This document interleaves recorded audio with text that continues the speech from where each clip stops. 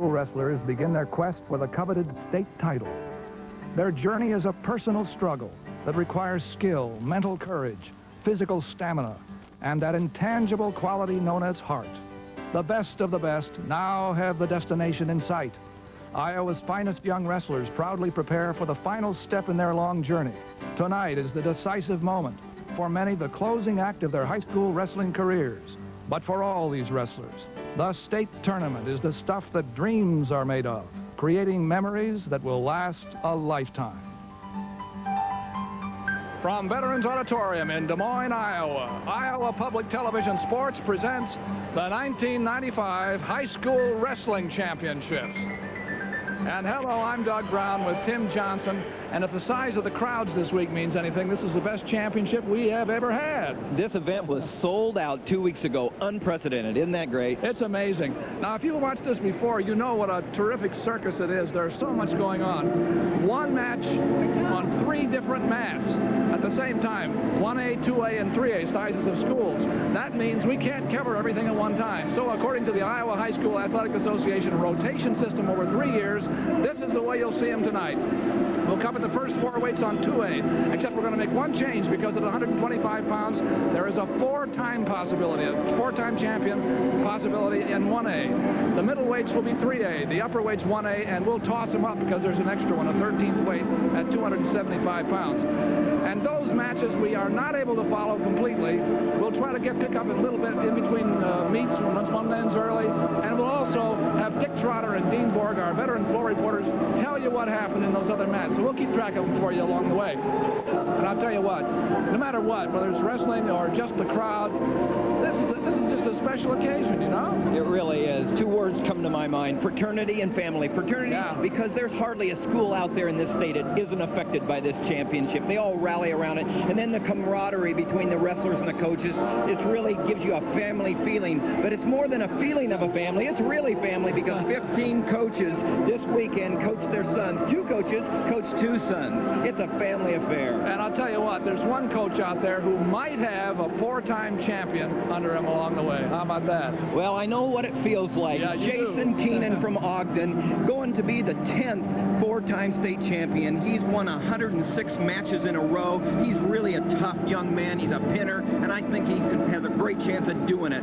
And then there's Eric Juergens from Maquoketa. He dreams of being in Jason Keenan's role next year because he's only a junior, going for his 3rd title. He's won 109 row. He's never lost in high school. And then there's Will Kelly from Dubuque-Waller. Will Kelly going for his 3rd title. He's been all over the world, Japan, Russia. He's won national age group titles. He's a really good one. And we have some terrific team championships to be settled along the way, too. And to talk about them, here's Ron Seaman of The Predicament. What is it, the oldest pub wrestling newspaper about high schools in the country, right? It's 25 years old this year and the nation's oldest state wrestling publication, Doug. Well, I'll tell you what, since you followed this all year long, you've predicted everything right so far, right? Well, our prediction, don't push me out on that limb quite that far. Well, let's see what happened. At 1A, there wasn't much of a contest, it turned out. No, Columbus Junction did a wonderful job. They're ready to take the trophy home with them. They had it won last night, scored over 100 points at a great state tournament. But there's still some 2nd and 3rds to be settled, and then at 2A, that's up in the air. 2A is very much up in the air. Davenport Assumption with 3 kids in the finals, and Wilton currently in 3rd place, but very close to 2nd. Also have 3 in the finals, and they'll go head-to-head once, so look out for that. They head-to-head one time. Okay, in the 3As, well, it looks good for Cedar Rapids Prairie, I'd say. Cedar Rapids Prairie got 2 finalists and nobody else challenging. They've got a 5-point, 4.5-point lead, so Cedar Rapids Prairie, and Ron Peterson deserves that. It's his last year up there, so I'd like to see him win it. Sure do, but as we say, there are some 2nds and 3rds to be settled, too. Thank you, Ron Seaman. And we're ready to go. It's the big annual classic, the 1995 High School Wrestling Championships, coming up next on Iowa Public Television.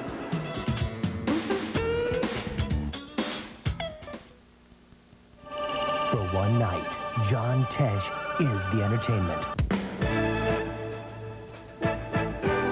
An electrifying event, an awe-inspiring setting, and a musical tribute to some of the world's greatest athletes, like Nadia Comaneci and Bart Connor. Don't miss John Tesh live at Red Rocks with the Colorado Symphony Orchestra. See it during Festival, Wednesday, March 8th.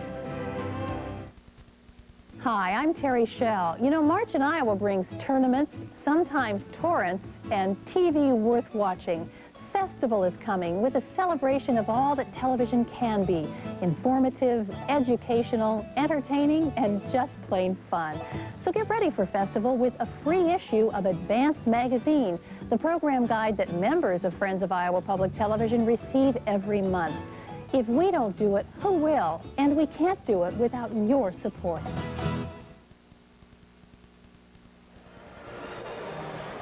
We're back at the 1995 High School Wrestling Championships.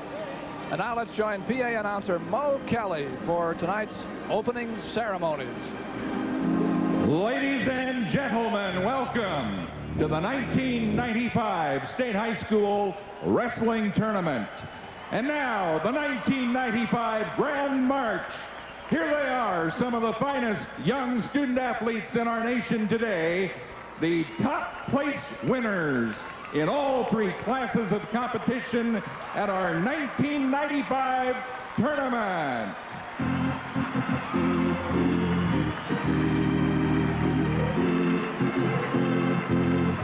The Grand March is being led by the scorers and timers of our 1995 state tournament.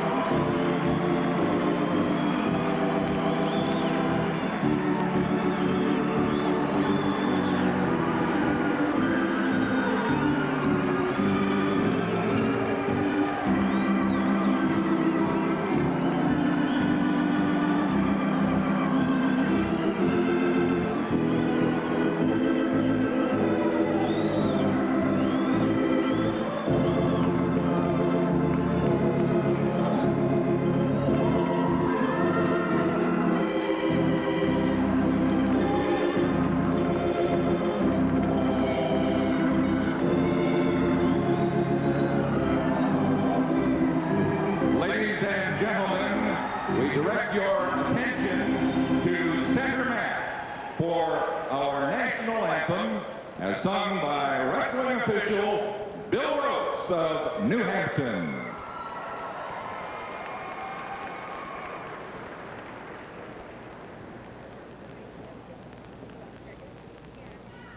Oh, say, can you see by the dawn's early light what so proudly we hailed at the twilight's last gleaming, whose broad stripes and bright stars through the perilous fight o'er the ramparts we watched were so gallantly streaming, and the rocket's red glare, the bombs bursting in air, gave proof through the night that our flag was still there.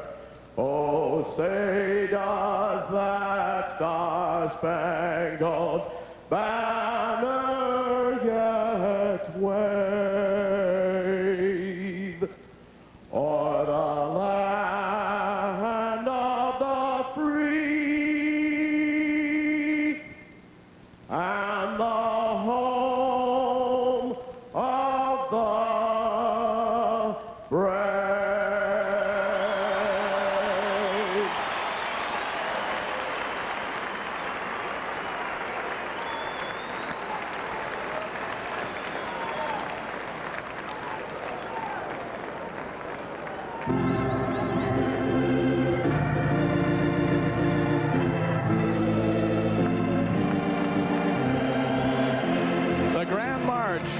which always starts the wrestling championships. How about that? Bill Rhodes, we've watched him officiate quite a few times. That's the first time we've had him out singing. He does a good job. All of New Hampton is all excited for him tonight. Good job. Now, these are the top 6 place winners in every weight class for each of the 3 school divisions, 1A, 2A, and 3A. There are some awards to be given here in these opening ceremonies before we get to the wrestling. And we have then the last 2 places in each of the weight classes to be settled. The championship matches will be coming up in all 3 divisions of schools as soon as the opening ceremonies are done, and Mo Kelly has given out the many awards. Huge crowd here in Veterans Auditorium. They've known ever since Thursday. I believe that Thursday was about as big a crowd as they've ever had on opening day.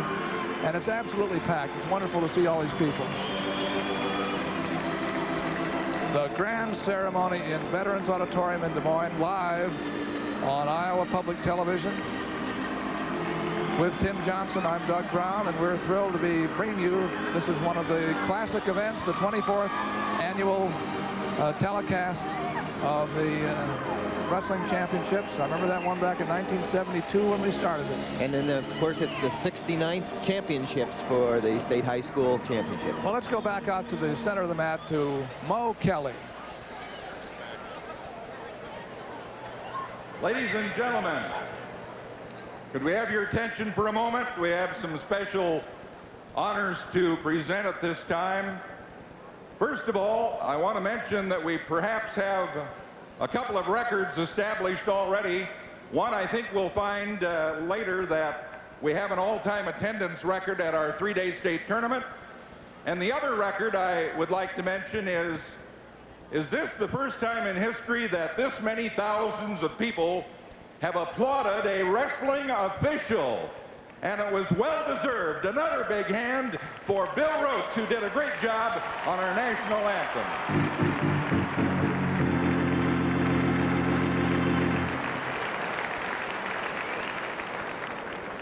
Ladies and gentlemen, our Grand March escorts, 1995, the scorers and timers at our tournament.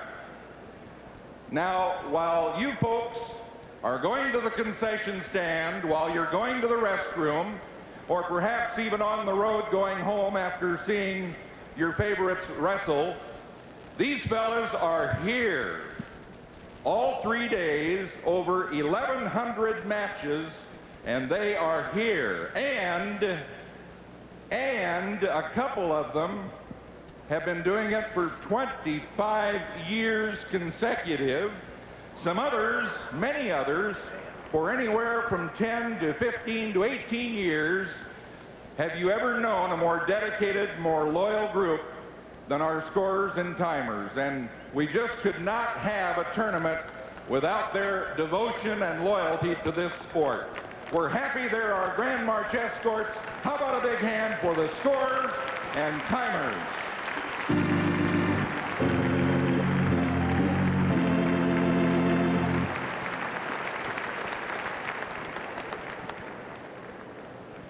Ladies and gentlemen, several years ago, the Iowa High School Wrestling Coaches and Officials Association, in conjunction with the Iowa High School Athletic Association, instigated a Hall of Fame to honor coaches and wrestlers who have performed so well in the long history of our state's high school wrestling program. To present the awards representing the Iowa High School Athletic Association, David Hardy, Assistant Executive Director, and he'll be assisted by Richard Woolco, Administrative Assistant. Our first 3 inductees are natives of other states, but they found the good life here in Iowa, and one other reason they came to Iowa was because of the wrestling reputation here that they wanted to be a part of. Our first inductee came originally from Dakota. He was in a high school up there that didn't even have a wrestling program, but he got involved in the sport as a collegian and ended up as a team captain and as an NAIA qualifier.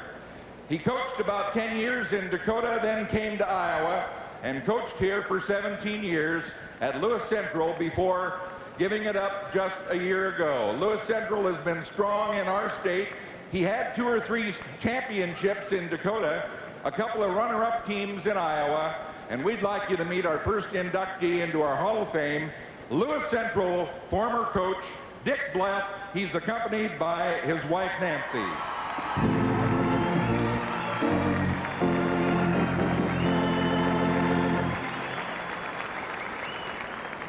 Our next inductee came out of Michigan, where he was a fine high school wrestler qualifying for the state tournament up there 3 or 4 times.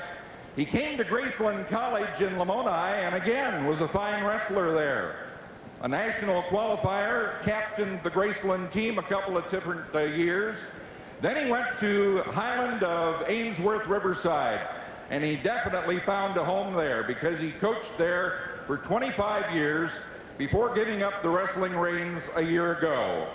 Gary Curtis won some 191 matches, dual competition during those 25 years. He had one team that placed 3rd in the team race, and we're going to honor him at this time as a Hall of Fame inductee. Gary Curtis, Highland of Ainsworth Riverside, accompanied by his wife, Susan.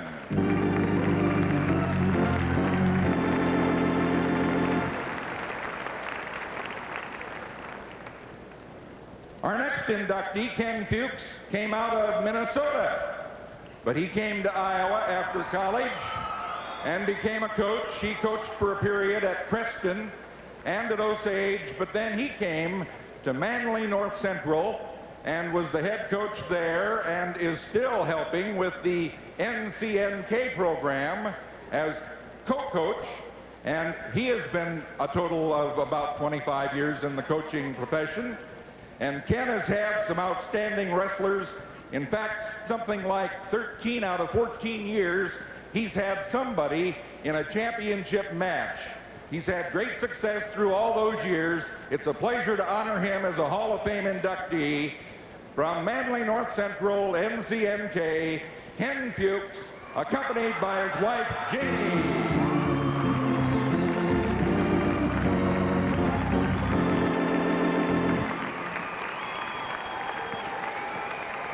In all the long history of our state tournament, we've only had 44 who have won 3 state championships. And when this gentleman became a 3-time winner, I think we only had about 22 that had won 3 titles. And by the way, he barely missed becoming a 4-time champion because as a freshman, he was a state runner-up. So, a runner-up and then 3 state championships for Lisbon. He went on to Iowa State, was a letterman there for 3 years for the Cyclones, and did very well for Iowa State on the mat as well. Now residing in Dallas, Texas, we're very happy that he was able to join us this evening to be honored as a Hall of Fame inductee from Lisbon, Jim Lord, and he's accompanied by his mother, Mary.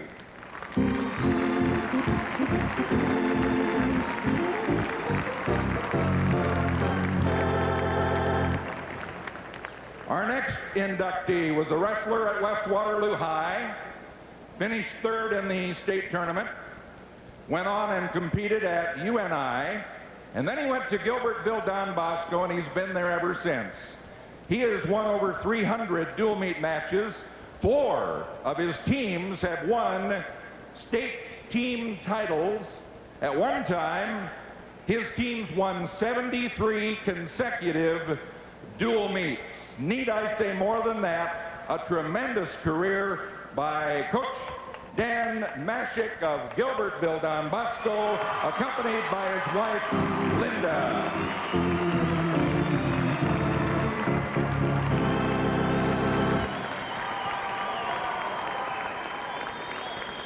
Our next inductee knows what it means to be a champion because he was an all-state football player on a state championship team, and he won 2 state wrestling titles on 2 state championship teams. At Emmetsburg.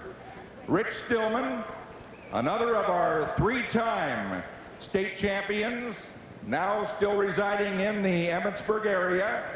Another of our 1995 Hall of Fame inductees, outstanding football and wrestling star from Emmetsburg, Rich Stillman, accompanied by his wife, Pam.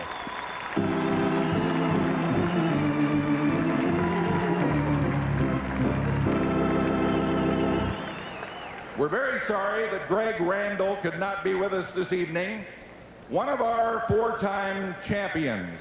Greg is now an assistant coach at Boise State and is, of course, very involved with the wrestling program there at this time. He was unable to be here. But a four-time champion, there haven't been many of those, you know.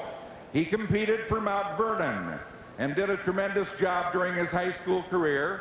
Went on to the University of Iowa, was a Big Ten champion, and placed as an NCAA runner-up a couple of different times on Iowa national championship teams. So we'd like to honor him this evening, and here to accept on his behalf another pretty good wrestler, his brother Steve, who won a couple of state championships, also at Mount Vernon, and also his sister Cheryl Booter. So how about a hand for Greg Randall for being another of our Hall of Fame inductees.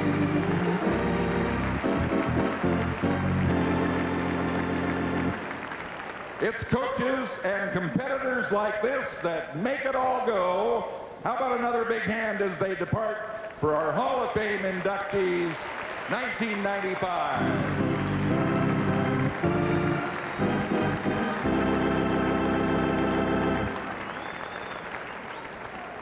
We talked briefly about the Iowa Wrestling Coaches and Officials Association. They're a real growing outfit. Started out a few years ago, and after kind of a slow start, they've grown and grown and have many members now, over 1,000. And each year at our tournament, this group honors some of their own.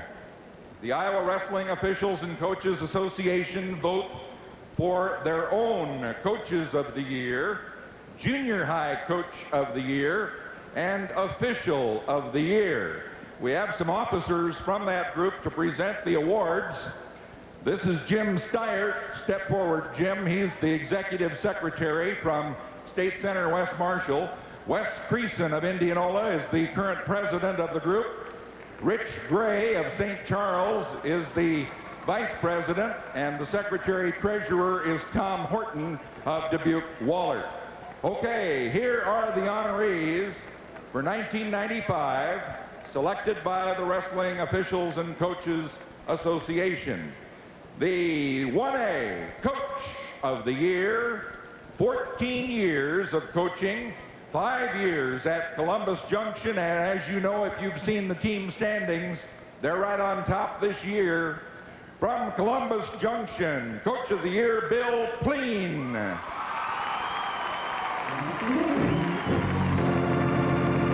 His assistant coaches, Andy Milder, Tony Milder, and John Siegel. The 2A Coach of the Year has been at Clark Osceola 9 years. He's approaching 100 dual meet wins now. They also are in the top 3 or 4 in their class in this year's tournament. So meet the 2A Coach of the Year from Clark Osceola, Rod Gall. His assistant coaches, Gary Ridout and Scott Wilkin. Next up, the 3A Coach of the Year has been at Manchester, West Delaware for 5 years, almost 100 dual meet wins. And you might recall in 1991, the state team title, the state dual team title by West Delaware, and honored this year as Coach of the Year in 3A, Coach Scott Litterer.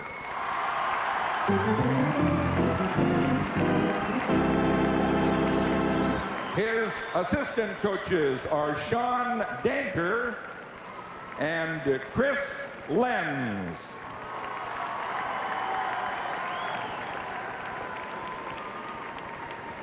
You know, these outstanding varsity programs don't just occur overnight.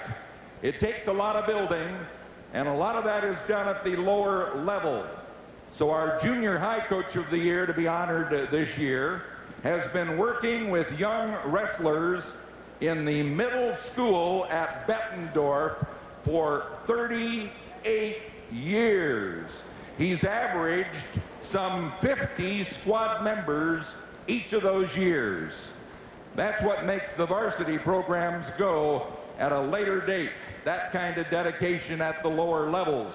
Here's our junior high coach of the year from Bettendorf, Tom McCutcheon, accompanied by his wife, Ann.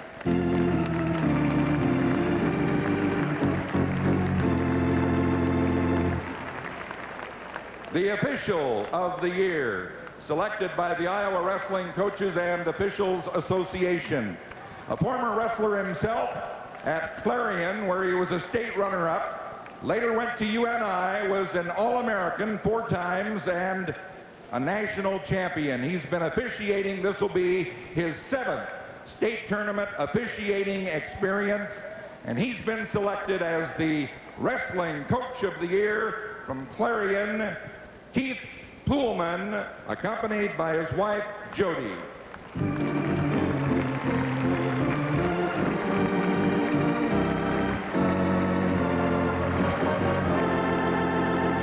I don't want to make you Charles City people unhappy. He lives in Charles City at this time, originally from Clarion. How about another hand as they depart for our honorees, Coaches of the Year, Junior High Coach of the Year, and Official of the Year.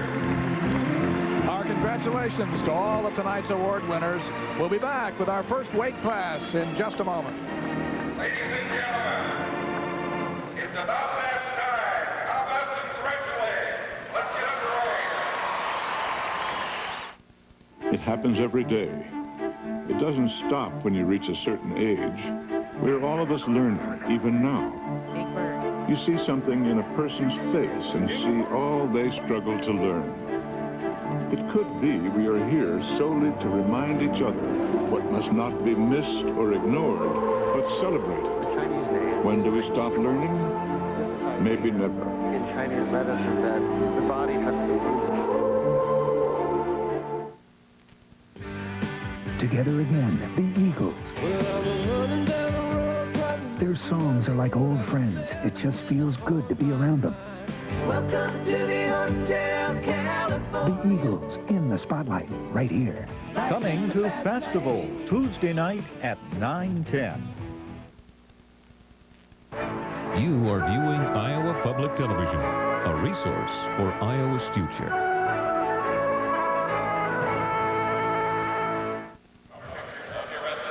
And we're back again for the Iowa Public Television's 24th year of coverage of the high school wrestling championships.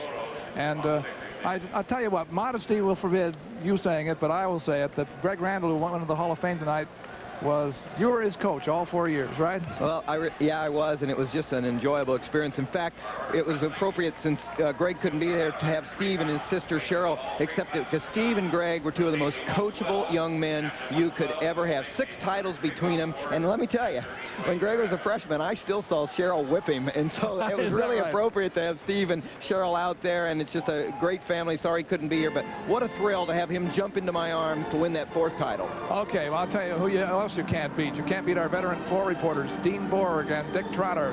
Let's go to Dean first. Well, thank you, Doug.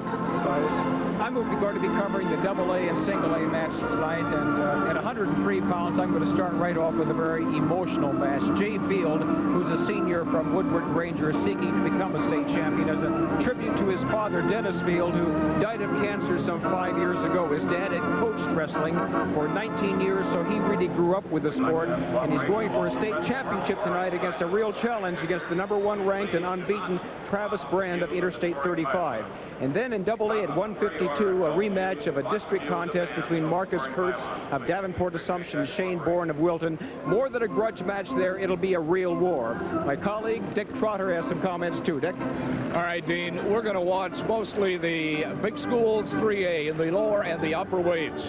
One of the more exciting matches of the night will be Eric Jurgens as he goes for his third consecutive title, and he'll meet Mark Ryle of Fort Dodge, who's also going for his second title. That'll be at 119 pounds. And of course, we're going to see the likes of Will Kelly of Dubuque-Wahlert going for number 3. Dave Kilgard of Lewis Central Council Bluffs goes for his second. Jason Crooks of Fort Madison, who knocked off a possible 3-time winner, will be going for his second. And Andy Kruger of Sioux City tries to become the first wrestler from Sioux City ever to win 2 state titles. Always exciting and unpredictable. Every year, Dean. Doug? Thank you, gentlemen. And those, as I say, veteran floor reporters, we've worked together for almost all those 24 years. And we wanted to take a look again at the rotation to show you what we have, because all of the mats are busy at the same time. 1A, 2A, and 3A. Iowa High School Athletic Association 3-year rotation. That's how it looks. 2A's first for 4 weights. Actually, we're going to make one change because there's a 4-timer possible at 125 in the 1A's. We're going to shift over there just to see that one. 3A's in the middle, 1A's up above, and then there's a 13th weight, so we'll take that one when it comes. The heavyweight, 275 pounds. And we'll, again, try to keep track as much as we can about what's going on in the other matches. It's impossible to carry all of them at the same time. Just doesn't work. And it's impossible to make everybody happy, but we do the best that we can, and the Iowa High School Athletic Association has been terrifically cooperative in seeing that we work this out fairly. And as I say, we're going to start with the 2A's at 103 pounds. A young man from Waukon and a young man from West Liberty will be in this first match. Cannon Grotgut of Waukon and Nick Marin of West Liberty, both juniors. Well, Nick Marin's down from 112, where he was a state champion last year, and he's at 103 this year. And it's interesting because he couldn't beat out Brian Bothell, his teammate, at 103 last year, so he goes up to 112, wins the state title. Now Bothell's at 112 this year, and Nick's back down to the weight he wants to be, going up against a real tough opponent, like you said, from Waukon. Now, Nick Marin's coach is Kurt Deemer, and Cannon Grotgut's coach is Tom Childs at Waukon. The referee, by the way, will be Arlo Flegge of Waverly. Arlo is something of a VIP. He's also the chair of the Board of Control, Iowa High School Athletic Association. Try to set you up on who is who here. The wrestler on the right in the blue uniform is Nick Marin of West Liberty. But Grotgut is in on the leg, and it's called stick in the middle stalemate. 2 minutes in the first period, 2 minutes the second. There is Grotgut right back on the same leg again. Grotgut, he wants to turn something around. He was second in the sectional, second in the districts, and here he is in the state championships after not winning either of the sectional district. He would like to turn that around. Now Marin is trying to lock up a cradle on defense. It's more than defense.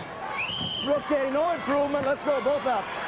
Official Arlo Flegge says it's not getting any better for either man, so we'll start over again with about 45 seconds gone in the first period. You know, in high school, if you're used to watching the college weights, high school, no riding time. That's the difference. The first period is 2 minutes instead of 3. Let's have a little action, guys. Let's go. No score yet. Arlo Flegge refereeing Cannon Grotgut in the white top from Waukon, and Nick Marin in the blue from West Liberty. And again, Grotgut's in on that leg. Well, that was the third time he was in. He was tough. He got his hips underneath him, and he brought Nick Marin right down to danger zone. And he has him on his back maybe for a near fall. Let's see what happens. Has it been called yet? It hasn't been called yet, and they're saying he's not past the 45 degrees that you need to be past to hold him to get the points.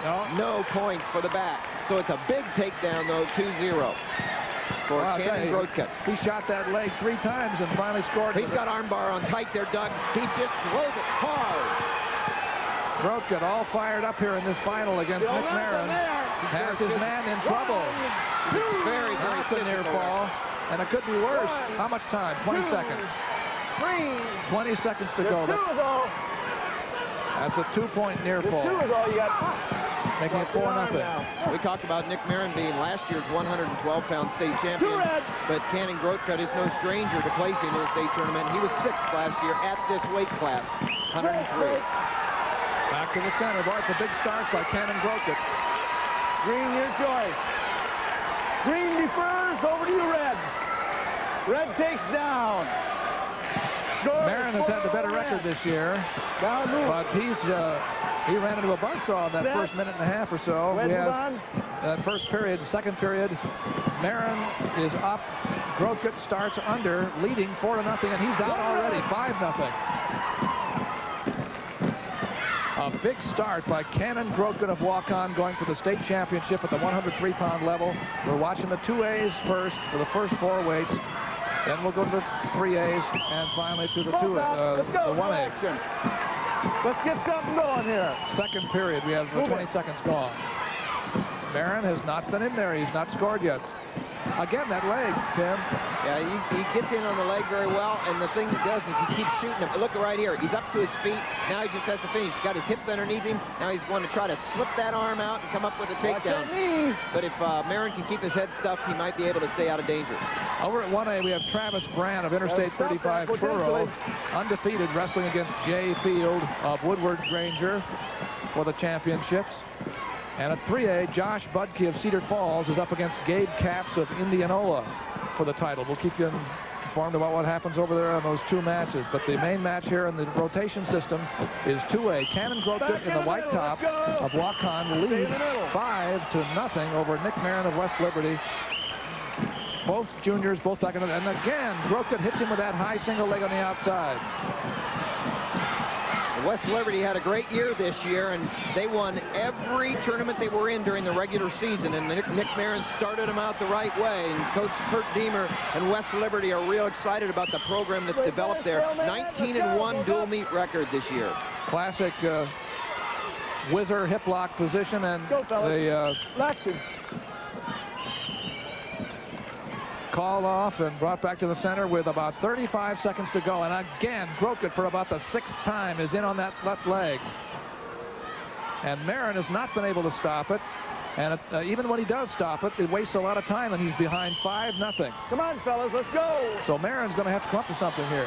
Well, he's been there before. He's a champion, and champions don't quit. Again, that leg. That's what he's going to have to come up with, is not allowing him to get past the arms and into the leg right here. We've got an injury right here. Potentially dangerous, and the man who leads 5-0 is the man who's hurt. Well, the big guy coming out there is Coach Tom Childs, who's no stranger to this tournament, because he was a heavyweight double placer in 87 and 88. He placed for 4th and 3rd. Well, let's see if we can find out what happened here. You're looking at that long single leg. The last 2, actually, Grokit was down low and a little bit out of position on this. And we'll see what happened, if we can.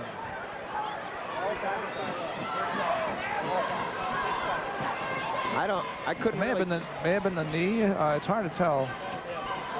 But anyway, the man being attended to is Cannon Grokit. He's leading 5-0. And then on the other mats right now, those interested in the 1A, Jay Field at the end of the second period is down 4-2. Nope. He got reversed with 1 second left in the second period. Now it's 6-2 going into the third period in favor of Travis Brandt from Interstate 35 Truro over Jay Field from Woodward. And at the 3A, it's the young man from Indianola who's up 5-0 here. Gabe Capps over Josh Budke. Now we're ready to go again. Cannon Grokit leading 5-0, goes to work again against Nick Marin in the second period. And Marin has some work to do. If he's to pull this one out, he has 10 seconds to go in the second period at 103 pounds, the championship of Iowa in the 2A class. What has impressed me is the physicalness of Grokit. Yes. He's a very physical 103-pounder and has used that against Marin. And he doesn't waste any time either. As soon as that whistle blows, he hits Marin in the left leg. Okay? Arlo Flagey talking to them. Right there. There's the end of the second period, and it's 2 minutes yet to go. 2 minutes to settle his first championship of the night. Marin goes under. He'd like to get out and get a point and then go to work some other way to make up 5 points. Got a long road to hoe there, but he's going to... Boy, Grokit's flattened him out. That's right. And, you know, he says his favorite move is a double armbar. Well, we saw him use that in the first period, and so Nick Marin probably wishes he had seen what we saw as far as, you know, the papers that show us what they like to use. And look at there, he's got an arm bar on the far side. Right. Do it right. Take him down. But now it's the first point for Nick Marin. He's out, but he trails by 4. And again, Gropik goes right on that left leg and goes to the double, but the whizzer is saving Marin at the moment. Still, he can't score when he's in that position.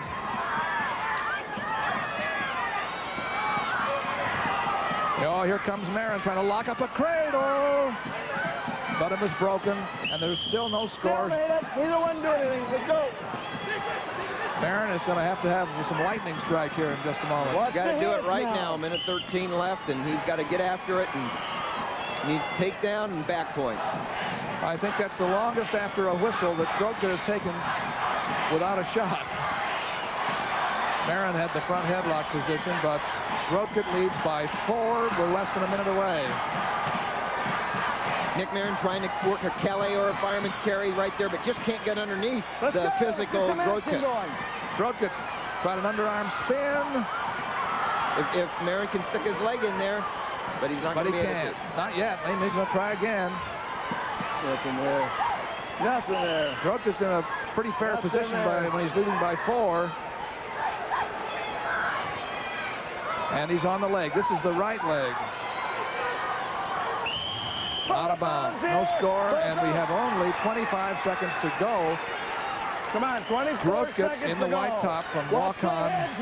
That close to a championship, leading by 4 points over Nick Marin, who won a title last year, but has not been able to dent Gropik yet.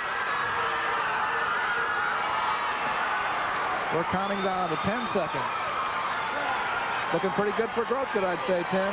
Yes, he's really controlled this match the whole way. He did not let Nick Marin get his offense going. He took it away by initiating his own. Now watch your head. Boom, they crack heads when they dive like that. But it's Gropik, there it is. The first champion we've crowned tonight goes to walk-on.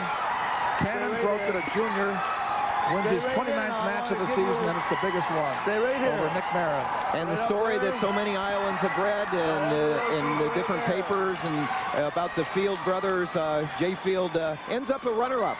Travis Brandt is the champion, Interstate 35. He won 8-2 over Jay Field from Woodward Granger. And we'll see something else about the 3A in just a bit. Our floor reporters will keep track of what's going on and get the scores to you.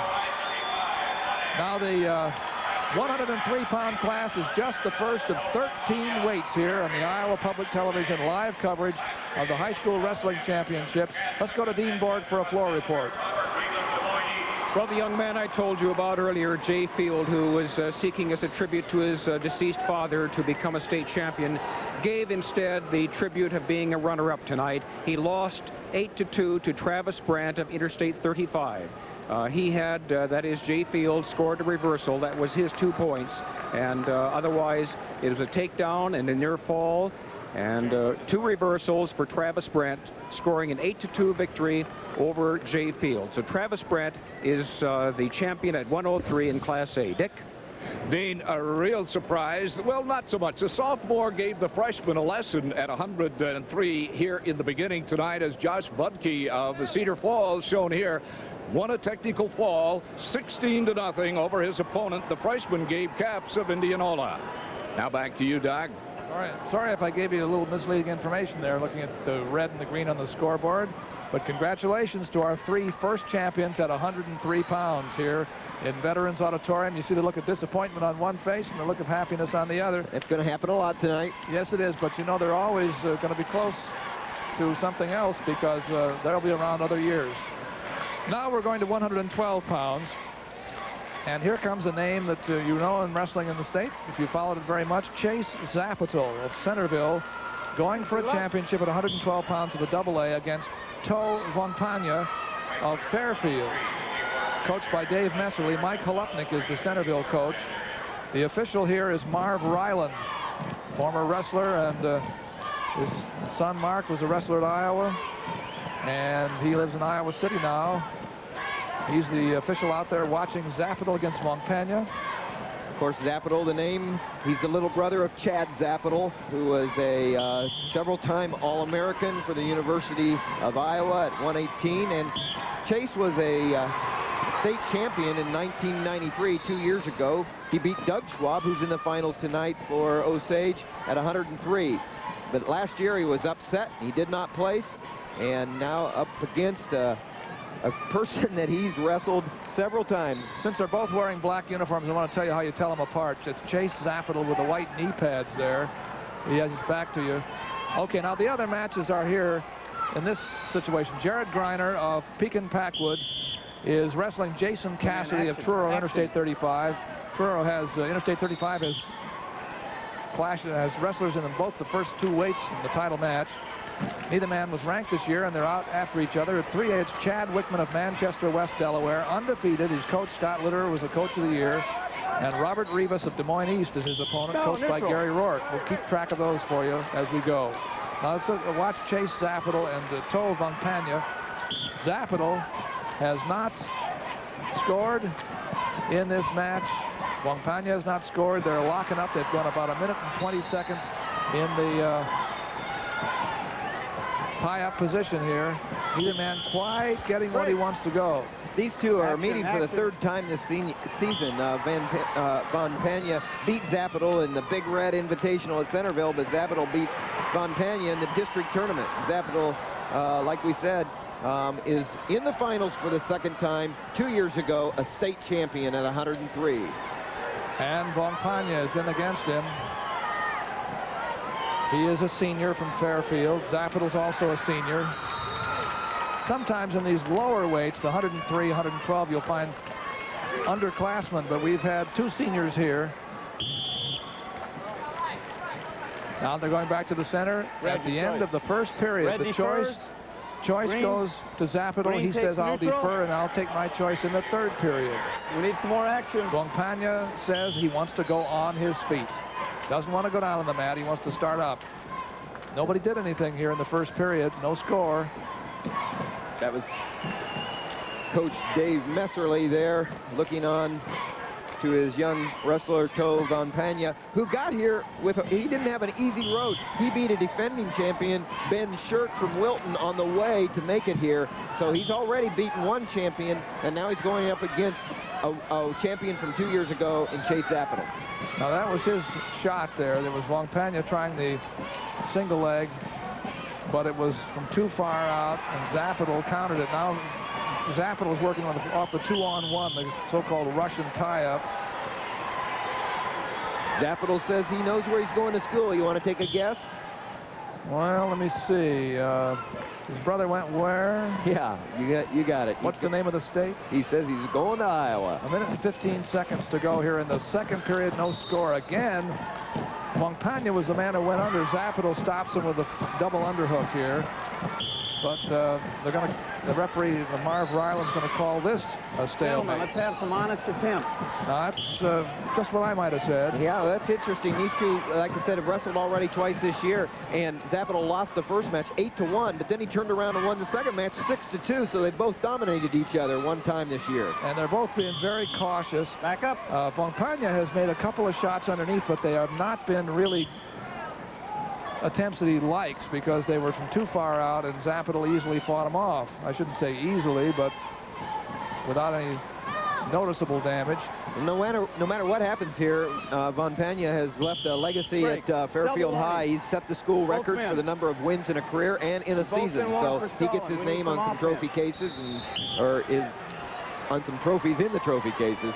35 seconds to go. We can't always show you the clocks because there are separate clocks for each mat, and it's very difficult to do that, get the angle on the shot. But there is the first shot by Zapital, the first one he's actually taken, a nice duck under, and he's behind Vongpanya with the first 2 points of the match. You're down, Green. 2-0 with 15 seconds to go, second period. Yep, he got behind Vongpanya with a real nice takedown there and goes ahead. So Zapital starts on top. He has, let's see, 17 seconds here. Vongpanya wants to escape before the period ends. Zapital would like to shut him off. Still down. Get all the fingers. You know, it's not only this year, Doug, but last year they met 3 times. and with Zappato winning 2 and Von Pena winning 1. So this is the 6th time they've wrestled each other in the last 2 years. And this one for a state title, 8 seconds to go. Nice job of action by Von Pena and reaction by Zappato to save a point for himself because Von Pena was out. And that's nicely done. Zappato did what he wanted to do, shut his man down. And there's Mike Halupnik, coach of Centerville. They've had some great the program has done great in the last few years. And now in this period they start even up too because Zappato had his choice and he wants to start up. They're both confident on their feet. They like it on their feet. They like to be on their feet and they'll take neutral. And they've been doing this against each other the whole time. 2-0, and there is Zappato who got his man out of position and scores the second takedown. Right, actually, what happened there is Von Pena went in and tried to do a little fireman's or Kelly there, and Zappato did stop him, you know, just with a real stuff right there, and got Von Pena out of position and went ahead. 4-0 now. And that was an interesting situation, and it was important for Zappato. Now Von Pena has 1 minute and 21 seconds to do quite a bit. He has to make up 4 points. Well, on the 3A, get them all. We had a big winner with Chad Wickham, who took his record from 40-0 to 41-0 from Manchester, West Delaware. Coach of the Year Scott Litter has a state champion with a fall in the finals over Robert Rivas from Des Moines East. So the champion on 3A has a fall. And at the 1A match, Jared Greiner of Pekin Packwood is ahead 12-2 over Jason Cassidy of Truro Interstate 35. Now Von Pena underneath trails by 4, and Zappato is covering him just right up to there with 1 minute and about 53 seconds to go. First point for Von Pena. He trails 4-1, and he's going to have to do some shooting, but he's not in good position to make that kind of an attack. He's too far out, and Zappato is covering him very well. 40 seconds. Back up.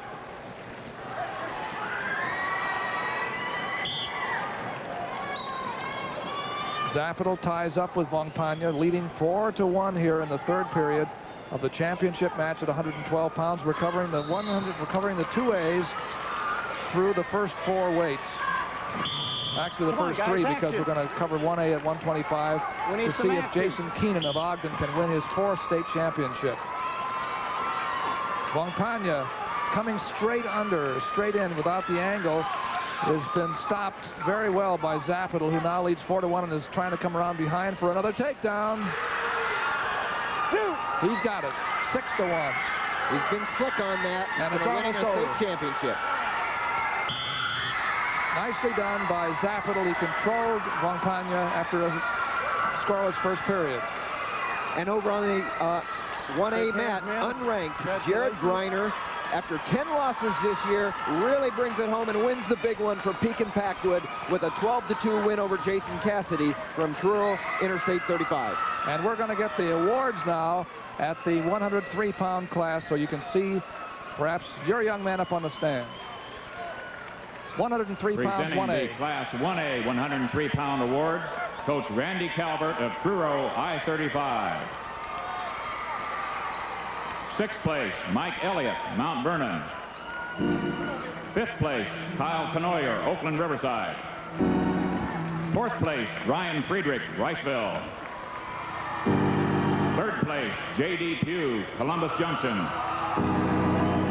Runner-up, Jay Field, Woodward Granger. The Class 1A 103-pound champion from Truro I-35, Travis Brandt. Congratulations to Travis Brandt. 1A champion at 103 pounds. A little shy, you know. You don't always smile. He's got a great big smile inside, I know very well. But we Iowans, you know, you kind of keep it close to the vest. Speak for yourself. Presenting the Class 2A 103-pound awards, Coach Tom Childs of Walk On. 6th place, Jerry Stinn, Harlan. 5th place, Greg Cruikshank, Tama, South Tama County. 4th place, Joel Baker, Mediapolis. 3rd place, Zach Weidland, New Hampton.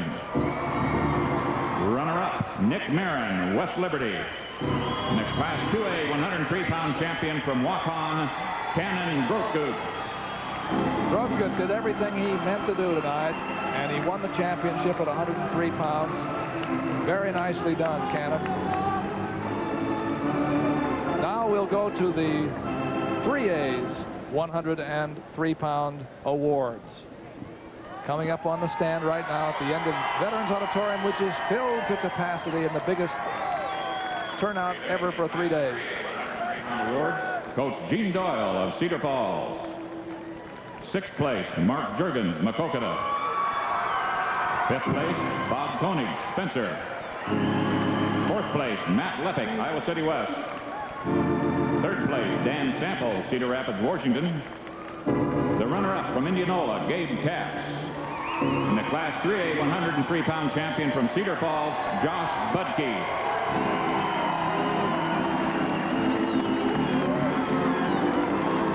Josh Budke, the 3A champion. Congratulations to the Cedar Falls young man. Let's go to Dean Borg for a floor report. Well, Doug, as you said just a few minutes ago, the record during the year doesn't mean much as long as you're in the state championship and you win it, and that's what Jared Greiner of Pequot-Packwood did tonight. A 12-2 decision over Jason Cassidy of Thoreau Interstate 35. And there you see that hand being raised. He's a state champion, Jared Greiner of Pequot-Packwood. Dick? All right, Dean, we're going to watch Chad Wickman now as he throws his opponent, Robert Rivas of Des Moines East, to the mat. It was an exciting match. There you see him on his back with 1 minute and 34 seconds left in the contest. It was Wickman giving his coach, Scott Litterer, the 3A Coach of the Year, the first championship of this night for the state title at 112 pounds. All right, back to you, Doug.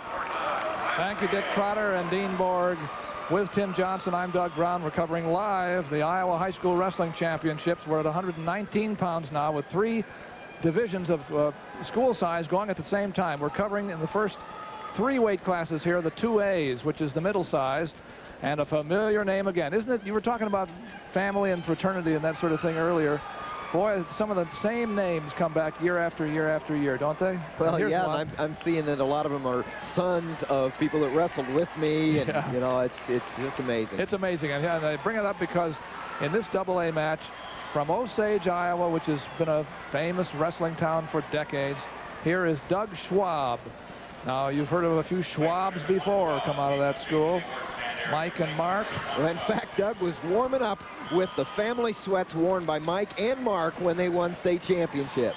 And they're here tonight to see him wrestle. I just laugh and I hope he washed them. Well, we'll see. Corey Stanley of Wilton is his opponent, and Wilton is in the hunt for the title, and Wilton has Stanley, an undefeated wrestler. Neither one of these young men has lost this year, so the winner is the state champion. The loser will have his first loss of the year. The official is Jim Christensen of Greenfield. You mentioned team race. This is a big match for Wilton. They're still in the hunt. All they have to do is win 2 more than the team that's winning right now, Davenport Assumption. They both have 3 in the finals, so it's a big match. 1A is Jimmy Rogers of Oakland Riverside against Tim Baker of Clarksville. And at the 3A, we have Eric Juergens of Maquoketa going for his 3rd title. He's never been beaten in high school against Mark Ryle of Fort Dodge, who has lost once. And that's a big one, too. We'll keep very close tabs on those matches. No score here at the 2A 119 between Schwab in the green and Stanley of Wilton in the blue on your right. Center, gentlemen, center. We have a microphone on each of the referees in our TV matches so you can hear him talk to the wrestlers. It's been something we've done for years. And it makes a lot of difference when you can hear what they have to say. Doug Schwab is trying to win the family's 6th state championship. Mark won 4, of course, and Mike won 1. And this will be the 8th time a Schwab boy has been in the Class 2A finals. So Mike was in the finals 2 times. And, of course, Doug was a runner-up 2 years ago at a 103. He was knocked out of the tournament competition last year at the sectionals because of a shoulder injury. And between Schwab and Stanley, like you pointed out, their combined record is 70-0. 70 and zip this year. How is the shoulder of Schwab this year? There's the shot taken by Stanley. It's from a long ways out, and Schwab is across the back in defense. Doesn't look like any points are going to come out of this one. You know, I don't know the answer to that question about his shoulder. I've heard it's hurt and everything, but you know, he's got a lot of guts, and it's not going to have any effect on him tonight because it's just a matter of one more match, and he knows what he wants and going after it, you know. And I'm sure the Wilton young man right here, Stanley, knows exactly what he needs to do out here for his team. Well, he's working for his team as well as for himself. And Corey Stanley, coached by Steve Shirk, Doug Schwab by Bruce Gast.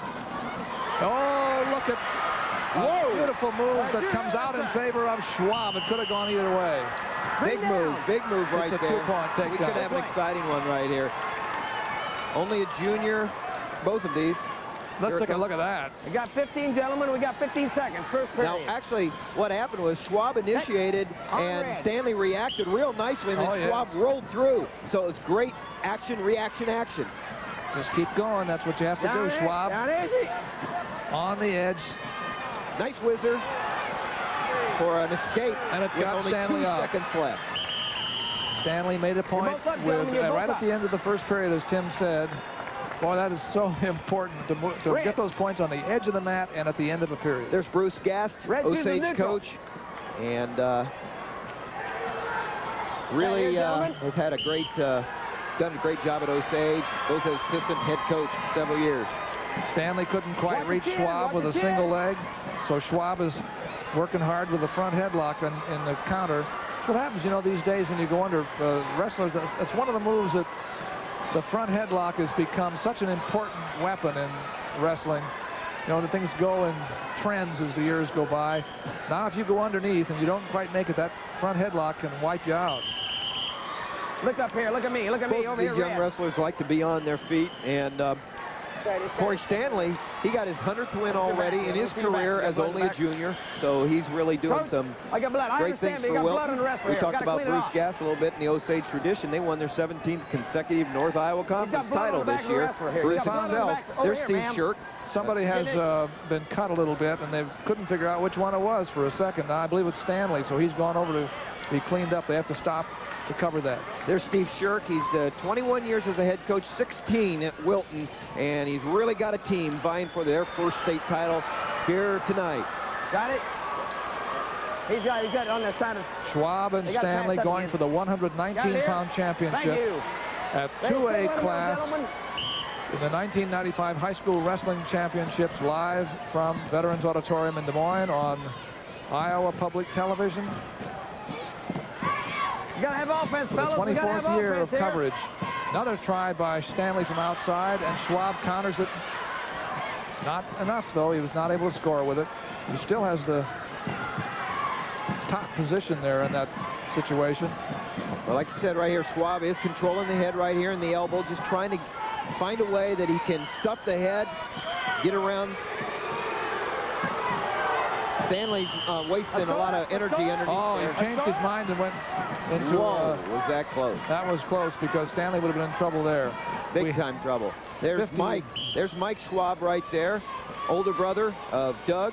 I know sitting right beside him and close to him is Mark Schwab. The brothers are back to watch their young brother try to win his first state title. Second time in the finals for Doug Schwab. Well, Mark, you're talking about face down an injury. Mark, of course, had to work against one of the worst injuries you've ever seen for an actual working wrestler. When he had a knee that had damaged so badly he couldn't even bend it. Had several operations and still was an All-American. Come on, fellas, let's get Northern some Iowa Let's go. in NCAA's twice. Doug Schwab in the green of Osage. Stanley again took a shot from outside, and it was countered by Schwab across the back. Schwab leads 2-1 with 15 seconds to go in the second period. And can Stanley make something out of this? He's trying to come around, and if he can hook the leg, he did. He does. And he takes the lead over Schwab of Osage, 3-2. We have 5 right here. He needs to hang on. He does hang on. Oh, Schwab gets away for one. He did count it. Big 1 point. There's Mark Schwab, 4-time state champion from Osage. 3-3 now. Here's the take. Now here's the scoring for Stanley, and he comes around real nicely, breaks the arm there of Schwab, gets the 2, and there's only about 7 seconds left. But watch Schwab come up, hits underneath him, gets away for 1. big point because it's 3-3 now. Now it's 3-3. The choice goes to Stanley, and he will start underneath. So Schwab. And on 1A, it's all tied up with a little more than a minute left. 4-4, all tied up at 1A. Jimmy Rogers from Oakland versus Tim Baker from Clarksville, all tied up 4-4 with a minute left. And on 3A, it's 14-3 in favor of Eric Juergens over Mark Ryle with only 25 seconds left. Juergens going for his third title. He's never lost in high school. If he wins this year, he can become next year a 4-time champion. Looks like he's on his way here unless something happens in the last few seconds. Now this one is now 4-3 because Stanley escaped. Starting the second and third period. We have a minute and 30 to go. And Schwab of Osage in the green. And Stanley of Wilton there you go. in the blue. Let's go here. Both undefeated are trying to settle the state championship at 119 pounds, 2A class. We got to keep it in the middle, guys. We got to keep it in the middle. Stanley started a little slowly, you might say. But now, if anybody's been controlling it in the last few seconds, it's been Stanley. And a nice shot by Schwab right there, but Stanley puts a lot of pressure on. He's got long arms right there, and his arms is really putting the pressure. But Schwab did a nice job of getting to his feet. Trying to keep him in now to get the takedown. It's very important for Schwab. If he gets a takedown, he'll take the lead. But he doesn't have it yet. We have a minute to go. What Stanley's going to try to do is keep the pressure on Schwab's shoulders, stuff the head, and keep it for a stalemate. Schwab has a chance if he can pull it up. Stalemate. Stalemate. Jim Christensen says it's not going to improve. There's the brothers. Mike on the left, Mark on the right. Who's more nervous, Doug or Mike and Mark? Well, at least Doug can do something about it because he's wrestling. Now he can take out his tension in some way. 45 seconds to go. 4-3 in favor of Stanley in the blue. And he takes the shot, but Schwab stuffs the head. Can he score with 40 seconds to go? Looks like he can. He does. Well, he hasn't called it. Stanley's done a nice job here of reacting to the pressure. And yes, Stanley did it. He never quit. Boy, he didn't. He kept going. And he leads 6-3. Well, the score says 6-5. And it may have been the reversal. Work it! 6-5 in favor of Stanley with 5 seconds to go. And they gave 2 takedown and 2 reversal. Yes. Wow, but Wilton wins it. But Stanley wins. Coach Steve Shirk gets his first of a couple more that he needs for Wilton. Stanley wins the championship. Good match, guys. Leg band. Doug Schwab comes up a runner-up for the second time in his career. Still has another year to try to get to the top. Let's have the awards at 112 pounds on the 1A first.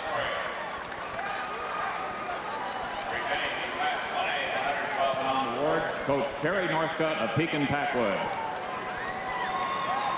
6th place, Chris Goodwin, Lisbon. 5th place, Matt Corbett, Cedar Rapids, LaSalle. 4th place, Britt Marloff, Columbus Junction. 3rd place, Rick Schweitzberger, Kingsley Pearson. Runner-up, Jason Cassidy, Truro, I-35. And the Class 1A 112-pound champion from Pekin-Packwood, Jared Greiner. Congratulations to Jared Greiner. And to all 6, in fact, who won medals here at the 112-pound class in the Class 1A. And Jimmy Rogers from Oakland in 1A beat Tim Baker from Clarksville 12-2. We didn't update that, so congratulations Presenting to Jimmy the Class Rogers. 2A 112-pound awards, Coach Mike Halupnik of Centerville. 6th place, Matt Hackbart, NCNK Manley. 5th place, Seth Bonson, West Lyon, Inwood. 4th place, Pat McLaughlin, Grinnell. 3rd place, Ryan Cunningham, Forest City. Runner-up, Cole Bonpagna, Fairfield. And the 2A 112-pound champion from Centerville, Chase Zapital. Not the first time that a Zapital has been at the top of the stand. Chase, the 2A champion there, 112 pounds. Remember, we have at Coming up next here, 125-pounder, we'll see Jason Keenan of Ogden going for his 4th title, trying to become one of the 4-time champions. And you can be here to watch it live. Presenting the Class 3A 112-pound awards, Coach Scott Litterer of Manchester, West Delaware. 6th place, Mike Harrison, West Des Moines Valley. 5th place, Matt Nelson, Fort Madison. 4th place, Jamie Allison, Fort Dodge. 3rd place, Ben Barnes, Johnston. The runner-up, Robert Rivas, Des Moines East. And the Class 3A 112-pound champion from Manchester, West Delaware, Chad Wickman. And that was a champion who won with a fall, Chad Wickman. Let's go to Dean Borg for a floor report. Sophomore Jimmy Rogers of Oakland Riverside gave his opponent an escape in the 2nd period for a 4-4 tie and carried that 4-4 tie well into the 3rd period, but then got a stalling point, an escape, and a takedown, and he scored an 8-5 decision over Tim Baker. Jimmy Rogers at 119 is the champion. Dick? All right, Dean, with me now is a young man who just made a little bit of history, Eric Juergens of Maquoketa, the state champion, who had little trouble in disposing of Mark Ryle of Fort Dodge 16-4. Eric, it looked easy. You know, he was a good kid. I mean, all the matches they've been hard, and he was just as good as the rest of them. It was a tough match. And what do you got in mind to plan for next year to make it number 4? What are you going to do this summer? Work extra hard, keep doing what I have been doing, you know, lifting weights and that sort of stuff, keep in shape. You have your own plan tonight when you went out there in the 1st period? Yeah, our plan was no matter what, either he score or me score, but get points going so the match opens up. And there was little trouble there. No trouble whatsoever. Okay, now let's get back to Doug. Congratulations to a 3-time champion. Now we're going to go to the 1A mat. We're going to change our rotation here because one of these young men, Jason Keenan, is going for his 4th title at 1A at 125 pounds. He's from Ogden, undefeated, against Eric Hart of Coon Rapids, Bayard, and Kirk Davis coaches Eric Hart. Brian Reimers coaches Jason Keenan. Reimers, Hart is in the black, Keenan in the blue. And he's trying to throw right away. A headlock, but Whoa! Here he's coming back. Oh, boy. Fished in troubled water there. He wants to throw right from the start. He's obviously courageous on his feet. Yeah, I just want to say back there where I reported that Jimmy Rogers beat Tim Baker 12-2. Obviously, it wasn't that. It was closer than that, 8-5. My apologies for giving you wrong information. And 8-5 champion Jimmy Rogers over Tim Baker. Keenan with a 2-0 lead goes right into a cradle to try to end this fast for his 4th title. Well, I'll tell you. There it is. Boy. He didn't spend a lot of time wrestling. All right, I didn't see you bleeding. Yes, sir. I know that.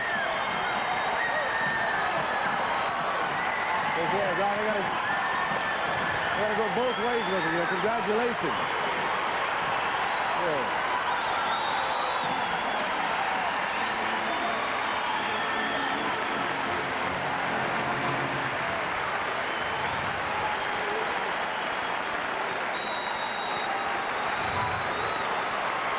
Well, an emotional moment for a 4-time champion, Jason Keenan of Ogden.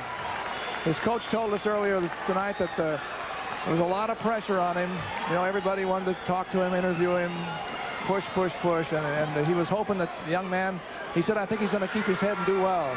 Well, I was talking to Bruce. I can identify, and you're just glad when it's over because as a coach you feel, listen, I've got a responsibility to get this guy his 4th title also. I've been with him all this time. Let's go to the 2A mat. Now we can get right back in the rotation again as fast as that. In the 2A match, we have the coach's son, Jason Halupnik from Centerville, against Ben Scorpel of West Liberty, coached by Kurt Deemer. And the blue is West Liberty. Halupnik leads 2-0 with just a second left in the 1st period. There it is. That's the end of the 1st period.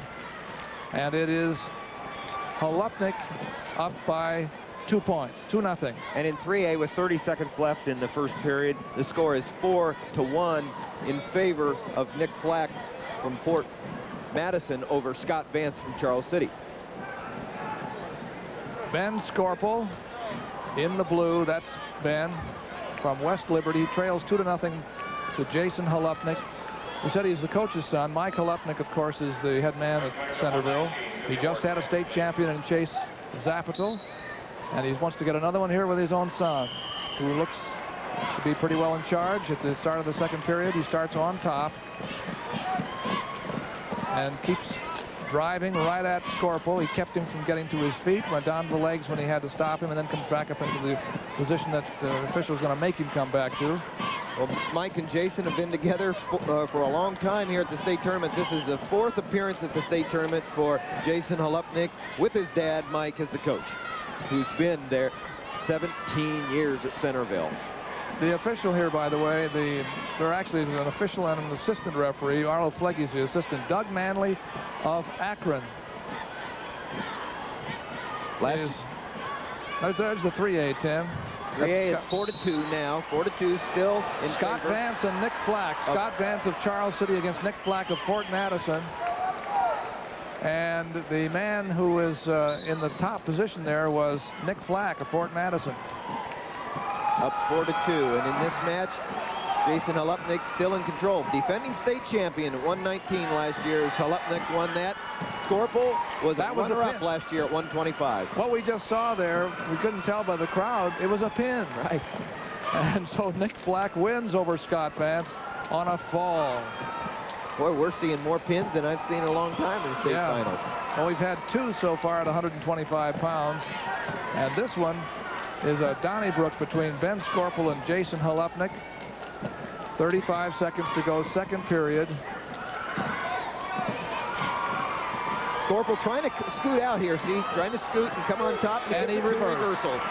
Good job, persistence right there. He just kept coming at it. And so it's 2-2 with 20 seconds to go. Scorpel in a good position here near the end of the period. Halupnik's going to have to really hustle to get out before the time is up, because Scorpel has the crossbody ride, has the arm on the far side, the leg in, and it's going to run out before any more points can be scored. Okay, there's the end of the second period at 125 pounds between West Liberty, Ben Scorpel in the blue, and Jason Halupnik down below in Centerville.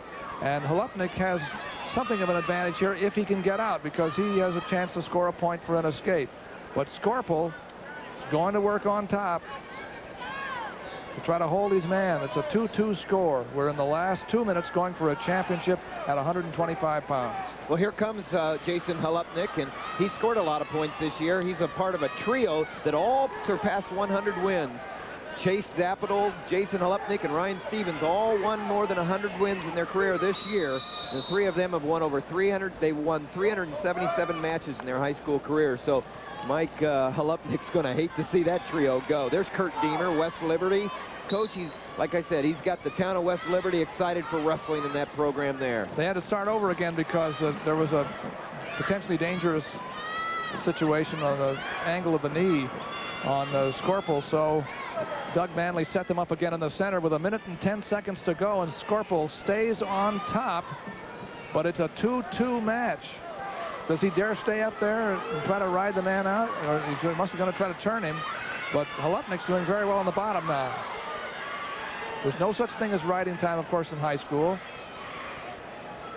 Right here, Scorpel needs to keep it stuffed and get a stalemate right here so he can start all over and then decide what he wants to do.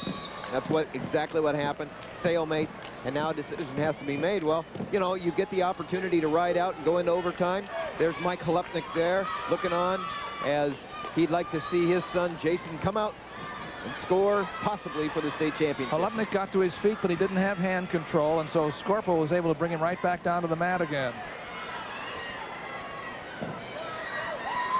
Barring the arm on that near side, he's riding tough. I wonder if he can ride him out.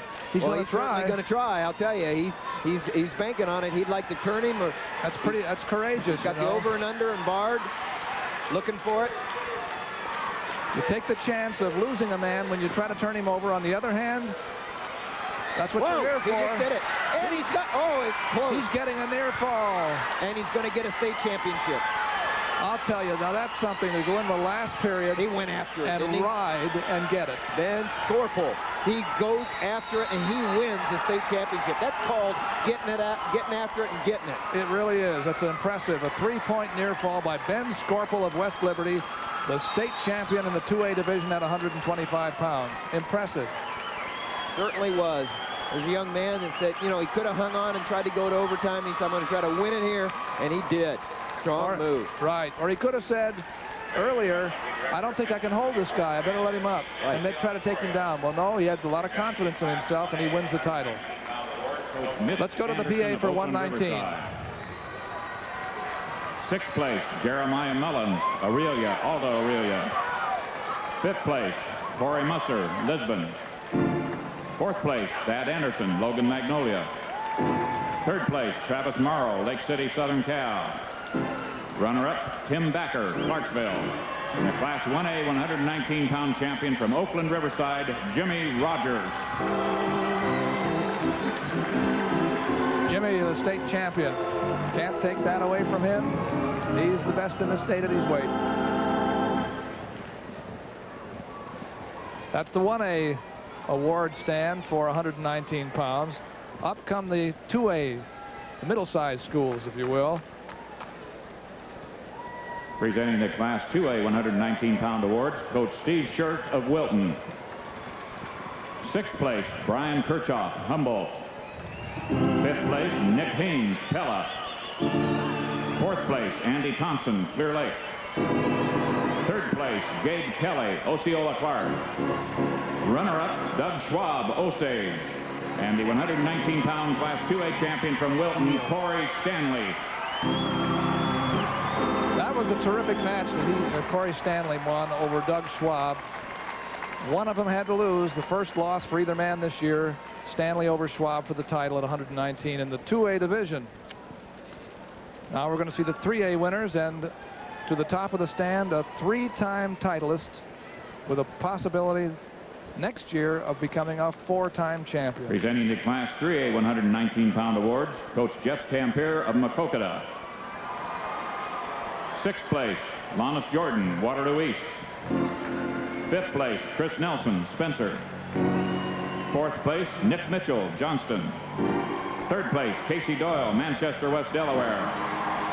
Runner-up, Mark Ryle, Fort Dodge. And the 119-pound champion from Makokada, Eric Juergens. A 3-time champion, Eric Juergens, who can go for 4 next year. He's never lost in high school. Let's go to Dick Trotter for a floor report. All right. He had 125 pounds. Nick Flack of Fort Madison becomes the state champion with his decision. It was a decision until he caught Scott Vance of Charles City on his back. There was just a minute 35 seconds left, and here you see it, as tight as it can be. And your state champ, Nick Flack of Fort Madison. Let's go to Dean. Well, there aren't very many 4-time champions. I'm standing next to Jason Keenan, and he's won. Jason, congratulations, first of all. But over the years, has the way changed that you prepare for a state championship match? I don't believe so. I think I just kind of set it in my head, and, you know, I just mentally go over the match every time I wrestle, and I do that no matter where I'm at, whether it's a dual meet or a tournament, or if it's down here at the state meet. It's just the same thing. Where do you go from here with that wrestling career of yours? I don't know. I know I got a few days of resting for a while, and after that I might hit it hard again, or I'm not sure where I'm at right now. Now, did you have the same coach all 4 championships? Yes, I did. Brian Reimers, yes. What do you say about the importance of a coach to win the state championship? What's he do for you? Without him down here, I would there was no way I could ever make it. He showed me ways to get around pressure and everything. It's super. Oh, good. Let's go back to Doug. Congratulations again. There's a 4-time champion. It's Jason Keenan of Ogden, Iowa in the 1A division. We're going to 130 pounds now. We just keep right on rolling along in this live coverage of the State High School Wrestling Championships. We're at the 3A division now. You're going to see a new map. This is the 3A's for next 4 weights, 130 pounds to 45. Willie Kreil of Oskaloosa wrestles Josh Dorothy of Mount Pleasant. And these are 2 undefeated. Right. This is Oskaloosa's first wrestler in the finals in the history of their school. And Willie Kreil of Oskaloosa made a good start. He's the man in the white top. He got the takedown at the beginning in the first 30 seconds, and he now is pushing Josh Dorothy very hard in that ride position. Josh Dorothy has qualified the last 2 years. He hurt his back as a freshman, had to take himself out of the tournament, and then he finished 4th last season at 125. Gene Luttrell of Waterloo, by the way, is the official, the head man on this mat. And his assistant will be Dwight Spangler. There's the escape, and Dorothy gets his first points of the match. 2-1 in favor of Kreil on the left. Dorothy is in the dark uniform. Kreil has the white top. He's from Oskaloosa. 38-0 against a 34-0. Both wrestlers only juniors. Willie Kreil qualified as a 9th grader and didn't win any matches, but as a sophomore last year, he won 2 matches but didn't play. So here he is in the finals for Oskaloosa, and they're proud of their young man tonight. Like I said, first time ever a finalist for Oskaloosa. And Kreil has started very strongly. He had a takedown. His second one, he leads 4-1. Now 4-2 after the nice shot by Josh Dorothy there. He likes being on his feet. That's his first shot, really. He just beat Kreil 2 at that time, and he's liable to tie it up here unless Kreil can do something that... There's the takedown, 4-4. And that's where Dorothy likes to be. Dorothy's better on his feet than on the mat, and actually Kreil, he's a tough on top, and he's a real goer, but he likes to be on the mat a lot, and so the secret for Dorothy is to get these takedowns. Actually, that score is 4-4. You saw 4-2 there.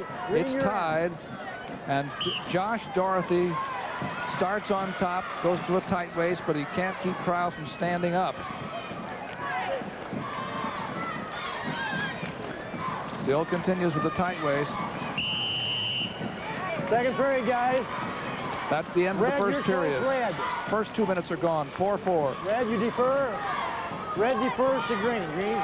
Kreil had the choice. He defers to Dorothy for this period, the second period. Kreil will have his choice in the third. And Dorothy says, I'll go down because I think I can get out.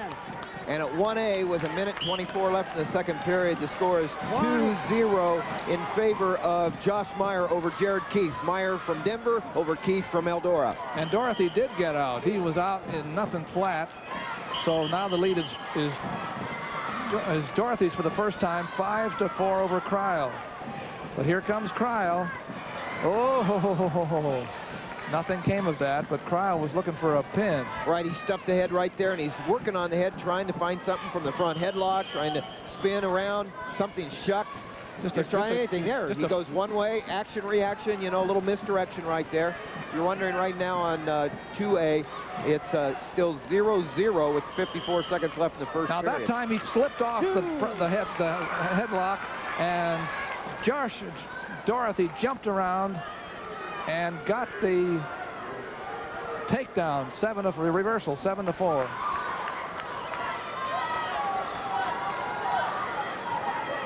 A 7-4 lead for the man in the dark uniform on top. In a high-scoring match, we have a minute to go in the second period. Nothing dull about this.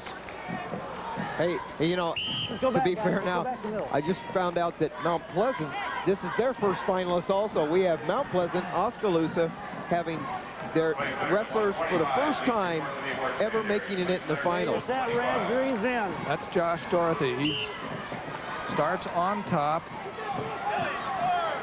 Watch the arm now. That was he's going to try to right. drive his man over. He's not sitting on top there and doing nothing. I'll tell you, they've each in the upper position have gone after each other hard. This is a rematch from last year where Dorothy beat Kreil in the consolations last year to place 11-4. So they met last year, and here they are in the finals. Kreil is out, and it brings him within 2 points, 7-5 now. That was Kreil's 5th point. Kreil jumped out in the lead, but he's now trailing 7-5 with about 18 seconds to go in the second period. And after the second period, beginning the third period now, the score is still 2-0 in favor of Josh Meyer from Denver over Jared Keith from Eldora. There was Paul Foster. That's the coach of Oskaloosa. Paul's been there for 16 years. And he's Kreil again with the throws now. Now he has Dorothy on his back. He's tied it up here with a takedown, and he's still trying to put Josh Dorothy on his back. Ran out of time. 7-7. So 7-7 going into the last 2 minutes here. Hey, Red. We're going to look at 3A team standings here. Cedar Rapids Prairie, you haven't seen any of their wrestlers yet, but Cedar Rapids Prairie has been doing very well. Willie Cryle underneath. He had his choice, and he took under to try to get out. Oh, he's got an arm bar, and he's... But he has to get out. That's the trouble. I'll tell you, on his back. He does. He's in a tough situation right here. If he can settle in, he could ride there the whole period. That was almost an illegal head scissors. He knew what he was doing, and he didn't get it done. I mean, he didn't almost do it. did. But he got some points there, and but Cryle did a nice job of coming off. Now he's got some new life. And Dorothy is still pumping with 1 minute and 25 seconds to go. He leads 9-7. Things have blown hot and cold for each man here. Cryle does a nice job there of lifting up Dorothy there and keeping him from putting him on his back again. And now he comes around, and Dorothy does a nice job of coming back and hanging on. Pretty soon a stalemate. There's a stalemate. Stalemate. I was going to say that it was beginning to look like a bad angle on the knee, too. 1 minute and 3 seconds to go here in the third period between these high scorers, Willie Cryle of Oskaloosa and Josh Dorothy of Mount Pleasant, undefeated. Josh Dorothy on top, leads 9-7.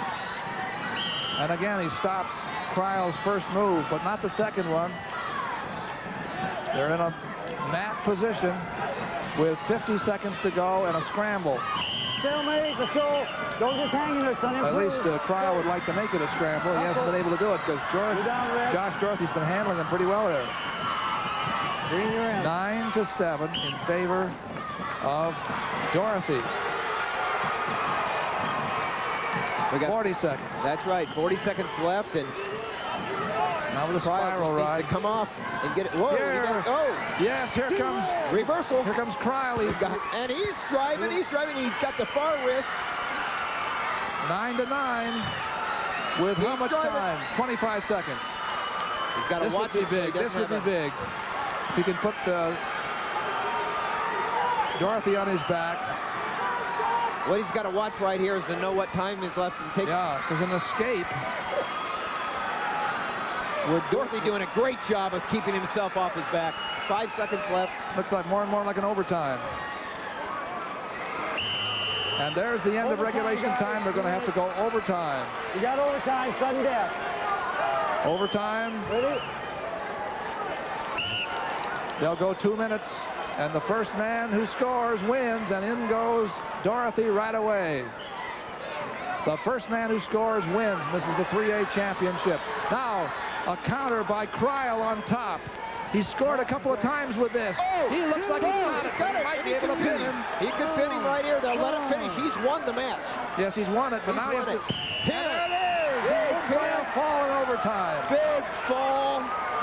Coach Paul Foster gets a big win with a fall for Oskaloosa, their first state champion. Congratulations. Nice job, Grant. Great match. Boy, that was a topsy-turvy one, wasn't it? Oh, man. Cryle the winner. And there Foster pins Cryle. Yes, I was going to say Cryle got the pin, got a takedown, but his coach reversal there. Well, Foster's been there a long time. He's put in a lot of hard work, and my congratulations to him. Here comes the fall right here, where Dorothy was in on the leg, and Cryle just came over the top and neck wrenched him right there and settled in for the fall. He's got the chin, you see. Yep. Bam. How about that? They were both undefeated going into that match. It's the first loss for either one. Overtime. There's the one that knocked the chairs down. Sometimes it's more dangerous off the mat than it is on. And Josh Meyer wins 4-3 over Jared Keith in the 1A. So Denver beats Eldora 4-3 for the championship. And we're still going at 2A. This is Justin Jeffs of Winterset against David Mara of LaPorte City Union. And there is the score by David Mara. This is only the second period, you said, because there was an injury timeout. And there's no score. Well, that should be a score there. That's 2. It's 4-0. It's 6-0. I'm looking at the wrong. Yeah. I'm looking at the scoreboard on the screen, and that's not this match, right? Right. 6-0 in favor of Mara. have a very attractive young lady between me and the scoreboard, and I don't know whether to be unhappy or not. David Mara from LaPorte City leading 6-0 over Justin Jeffs from Winterset. And Mara is in the up position 6-0. Looking tough. He's 32-2 coming into here. His coach is Dick Ingvall. And here's the reversal by Justin Jeffs to make it 6-3. Justin Jeffs, the second winningest wrestler in Winterset history, 143 wins. Of course, he's second to Gary Christensen, his coach's son, Corey Christensen, who is only one away from being the winningest wrestler in Iowa history. So that's quite an accomplishment for Jeffs, being the second winningest wrestler in Winterset history. 6-3. The man on top is Justin Jeffs. Is that the score? 6-2, 6-2.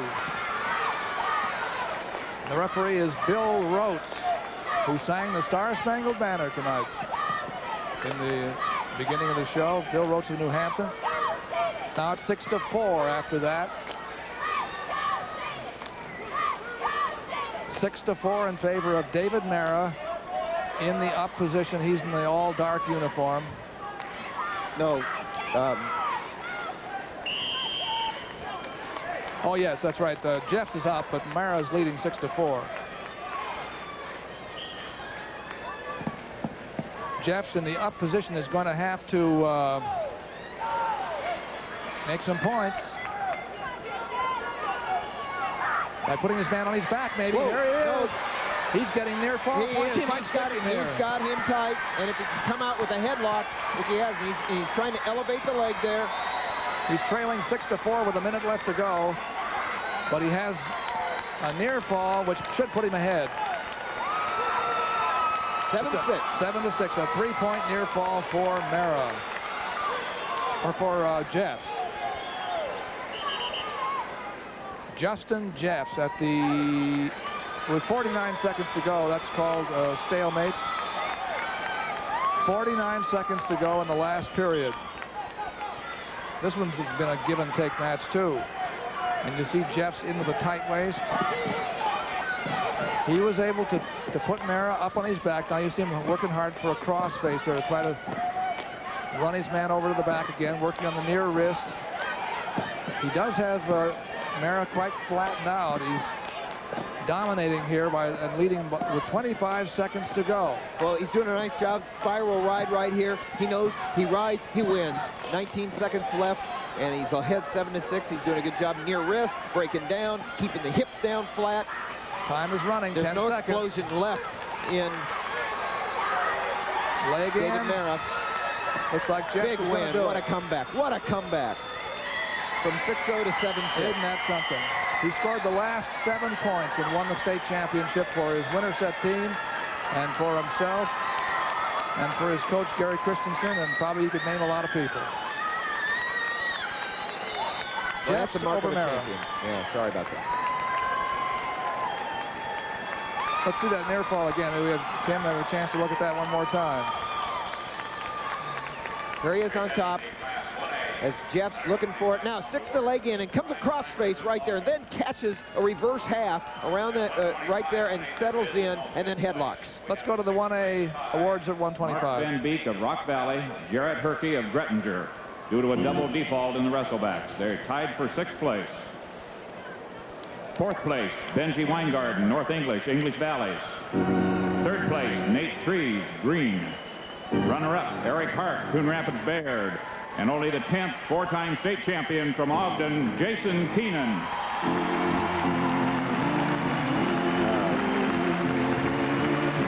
4 times. Crowd on his feet, full house at Veterans Auditorium. A lot of applause for him all over the hall.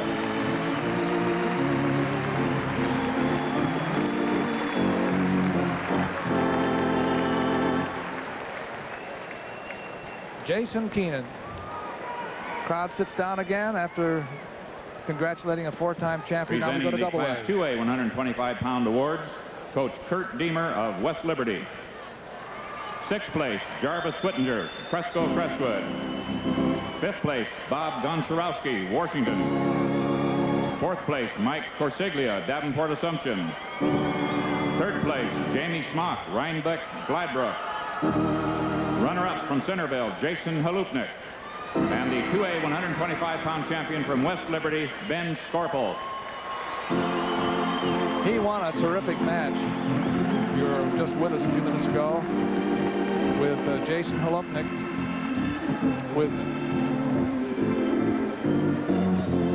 Well, actually, we had Jason Halupnik up on the winner there was Ben Scorpel, not Jason Halupnik. So the graphic was not accurate, but presenting the Class 3A 125-pound awards, Coach Mike Riley of Fort Madison. Sixth place, Jamie Gibbs, Epworth, Western Dubuque. Fifth place, Matt Pence, Cedar Rapids Prairie. Fourth place, Steve Rodriguez, Johnston. Third place, Dan Casey, Clarinda. Runner-up, Scott Vance, Charles City. And the Class 3A 125-pound champion from Fort Madison, Nick Flock. And another winner, that's the 3A winner at 125 pounds, Nick Flack. Let's go to Dean Borg. Well, Tim, as you said, Josh Meyer of Denver is the champion. He's still unbeaten, 33-0. He came into tonight's match against Jared Keith of Eldora, New Providence. He had his hands full, though. He was the #1 ranked wrestler in the state by Predicament Magazine. Had a takedown in the first period, carried that 2 points into the second period, had an escape there in the second period by Jared Keith. But then another takedown in the third period, despite 3 escapes by Jared Keith, and Josh Meyer pulled out the championship 4-3. Jared Keith is the runner-up. Back to you, Doug. Thank you, Dean. Dean Borg and Dick Trotter are doing our floor reports, keeping track of what's happening on the matches we aren't able quite to reach. We're going now to 135 pounds, and we're at the 3A weights here during the middle. Boy, we have another of these outstanding young wrestlers here in Will Kelly. Will Kelly can do it all. He's going for his 3rd title. And I'll tell you, when you talk about somebody that's good on your feet, you can do it with a capital F-E-E-T. And there's Dan Gable. I'm sure he's interested in Will Kelly. He's from Dubuque, Wahlert, and his opponent is from Marshalltown. His coach is Phil Henning. This is Chris Lucan. Chris Lucan going up against Will Kelly. As you said in the opening tonight, Tim, Kelly's been all over the world. He's been good enough to wrestle in lots of foreign countries already. Kelly of Dubuque Wahlert is on the left in the blue against Chris Lucan of Marshalltown, who was unable to score on an outside shot. The referee, by the way, is Larry Blaker of Perry. Go, guys. In the 1A division, we have Fritz Beyer of Griswold undefeated against Corey Davis of Wapsie Valley of Fairbank undefeated. 80 wins apiece between them this year, 81. And in 2A, it's Joey Beaver of Knoxville against undefeated Greg Breeding of Winterset. So Winterset continues in there. No score here at 3A between Lucan in the red from Marshalltown, Will Kelly of Dubuque. See Will Kelly come in. He changed his levels real well, and he was in on the legs. Then he came up and was looking for that half, and forearm just to throw him over there for the pin, and they went out of bounds. Go, guys. Out they go. Larry Blaker will bring them back in again. Chris Lucan, coached by Phil Henning. Will Kelly by Tom Horton. Well, front headlock by Will Kelly. Coming around, trying to come around the side, hook that leg for 2 points. If he can slip the head, he does. 2-0. Like I said, he's a takedown artist. He's going to stay on his feet as long as he's allowed to, and if he can pin him from the feet, great.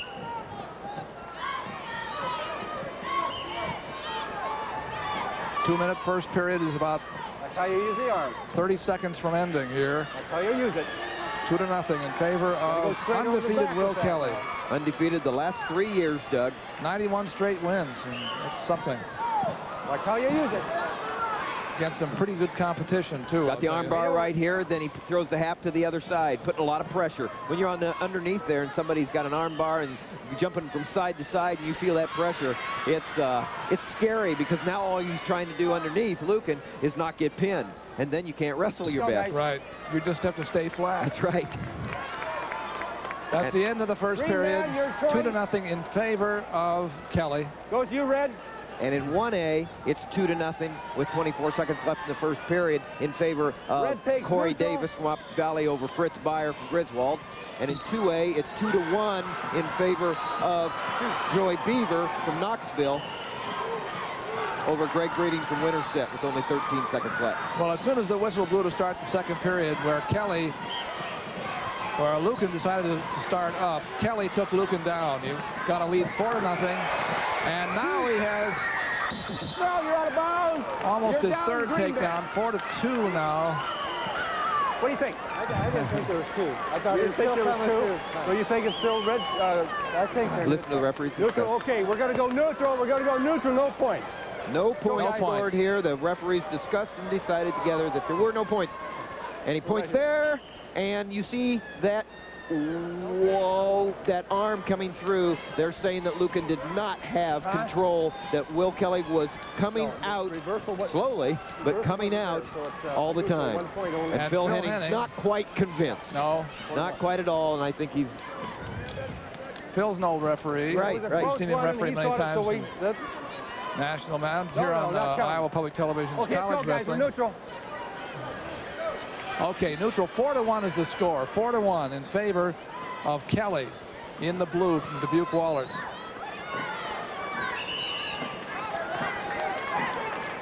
Kelly was controlling the elbow right there. Then he stuffed the head, and he likes to work the head a lot. Look for openings, drop underneath. Like I said, has great hips. Minute and a half to go in the second period. 4-1, Kelly. You can tell he's very confident on his feet. Stay inside, red man. Now, I think that if Lucan had his brothers, he'd take that move back and do something else, because he got a little bit out of position on the edge of the mat, and Kelly gets his third takedown, 6-1.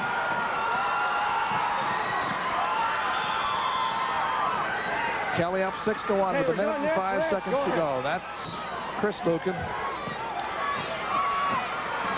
As you say, Tim, he goes side to side on top. You don't know where he's coming from next.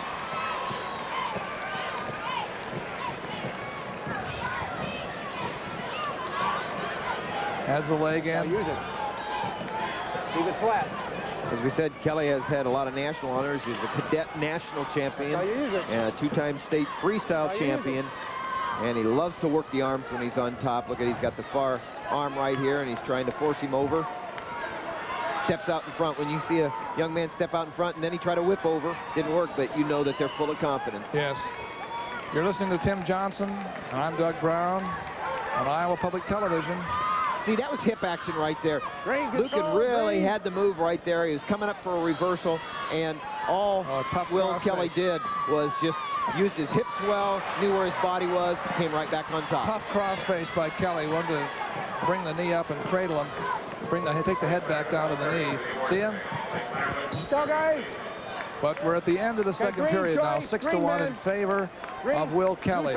And in 2A, it's 6-2 in favor of Greg Breeding from Winterset over Joey Beaver from Knoxville with going into the third period. On their feet again. The man on the right leads by 5, 6-1. 24th annual coverage of Iowa High School Wrestling Championships on Iowa Public Television. Another takedown for Kelly. 8-1 now. You watch how you use 69th annual state championships here for the Iowa High School. I mean, we missed 45 of them, huh, on TV. Well, I suppose 69 years ago there weren't too many TV sets. We'd have had a rather small audience. Here he's got an armbar tilt. He's got the far arm trapped, Here Larry Blaker count. He got a 3-point near fall by counting the 5. Coming across, trapping the near wrist, an arm bar, and then coming back, sitting through for a tilt. Okay, you got making it 8-1 with only a minute left. It's actually 11-1 now. 11-1 with a minute left. Keep her flat now. Keep it flat. Boy, has a lot of control there on the top. Sits on top like he's saying, come on, you show me what you want to do because I'll react to it. He didn't mind going up too high. Got a red man, we got to work down there. Red man, you got to stall him. Very dominant. The official called Lucan for stalling. You know, what I see right here is a very overpowering young man named Will Kelly, and I don't know whether the young man was stalling underneath. He's just trying to survive. Potentially dangerous. Okay. You know, one of our favorite trivia questions that many wrestling fans know all about is, we're talking about that 69 years, that very first team, who we always say, who was listed as the coach for Marshalltown High School that year they won the championship? Yeah, and I'll tell you, there's not a trivia person out there that hasn't seen it would ever guess it. That's right. Adolph Rupp. The man is Adolph Rupp, who was a coach at Kentucky in basketball for legendary years. And Rupp Arena is not used for wrestling, I can guarantee you that. Is that right? Not anymore. Okay, here's Kelly on top, 11-1, and the match is just about to end. He has won his 3rd championship. Oh, congratulations. What a dominant wrestler. Will Kelly, 3 state titles. Shake hands, guys. I'm gonna he has defeated Chris Lucan, 11-1 here. Go around the other side. In the 3A 135-pound class, which we're bringing to you live on Iowa Public Television. We still have a little time left. And Winterset gets their 2nd state champion in a row here, with Greg Breeding winning it for Winterset over Joey Beaver from Knoxville, 8-3. And now we're going to go to 1A, Tim, because that one's still going with 1:50 to go in the 3rd period. The leader, 6-0, is Corey Davis over Fritz Beyer. These are undefeated, both men, 81-0 between them. Somebody has to have his first loss of the year. Fritz Beyer, one of the winningest wrestlers in the history of the sport here in Iowa, and kind of having it not go his way right now. Well, that's something. Coached by his dad, Steve Beyer. Corey Davis, coached by his dad, Chris Davis. Yep. And that's something. Father-son teams on both sides of the mat here. And this is Davis of Wapsie Valley Fairbank.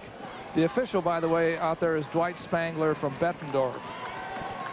And Davis doing a dominating performance on top, leads 6-0 with just about 1:10 to go. We've done 2 135-pound matches that are already done. The 3A, which we showed you and complete, was won by Will Kelly for his 3rd title.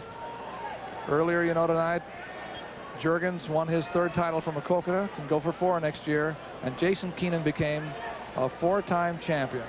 Corey Davis doing a nice job of controlling up until this point, and now you got Fritz Beyer. Oh. That is an illegal hold. Yes, I think he did call him for a headlock without the arm. Or I should say a head scissors, and I think there's a disagreement between the officials on whether that actually happened. You have to, if you're going to put the figure 4, the scissors on the head with your leg, you have to have the arm in it. And he didn't, but I'm not quite sure he had it locked up. We'll see.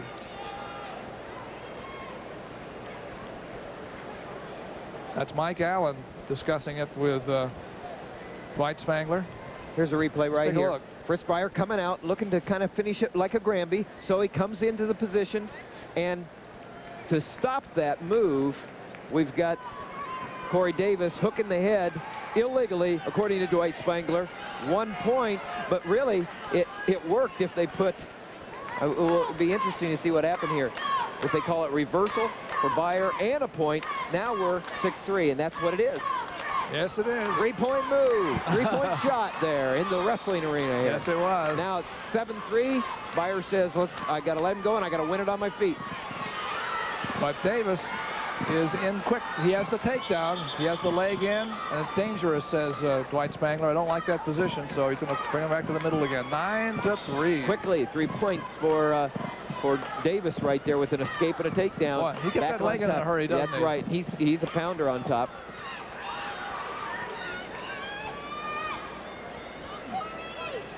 Corey Davis does a nice job of really flattening out Beyer right here. Davis does a nice job of riding. He's tough on top. Did you mention, Tim, that they haven't met this year, but they did last year, and Davis won it. They met last year in the tournament, and Corey Davis was the winner then. He is leading here 9-3 with 20 seconds to go. Oh boy, that one is a tough position. It's a score. It's a score. right from the feet. Got 2 Reversal. points. He got 2 points back, and then Beyer got a reversal. So 2 points back point. 11-5. Right. Champion, And Corey that's it. Davis, for his dad, Chris Davis, and Wapsie Valley Fairbanks.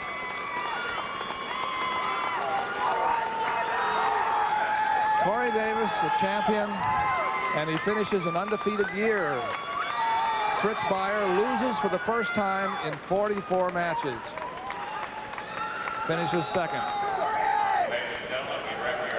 And he had won 157 in a row coming into that one. Let's go to the highlights for 130. Coach Kevin Shedenhelm of Denver. 6th place, Gene Adams, Riceville.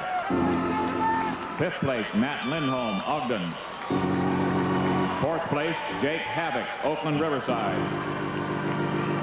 3rd place, Colby Yoder, Belmont Clemmy. Runner-up, Jared Keith, Eldora, New Providence. And the 1A 130-pound champion from Denver, Josh Meyer. 130-pound champion of the small schools, 1As.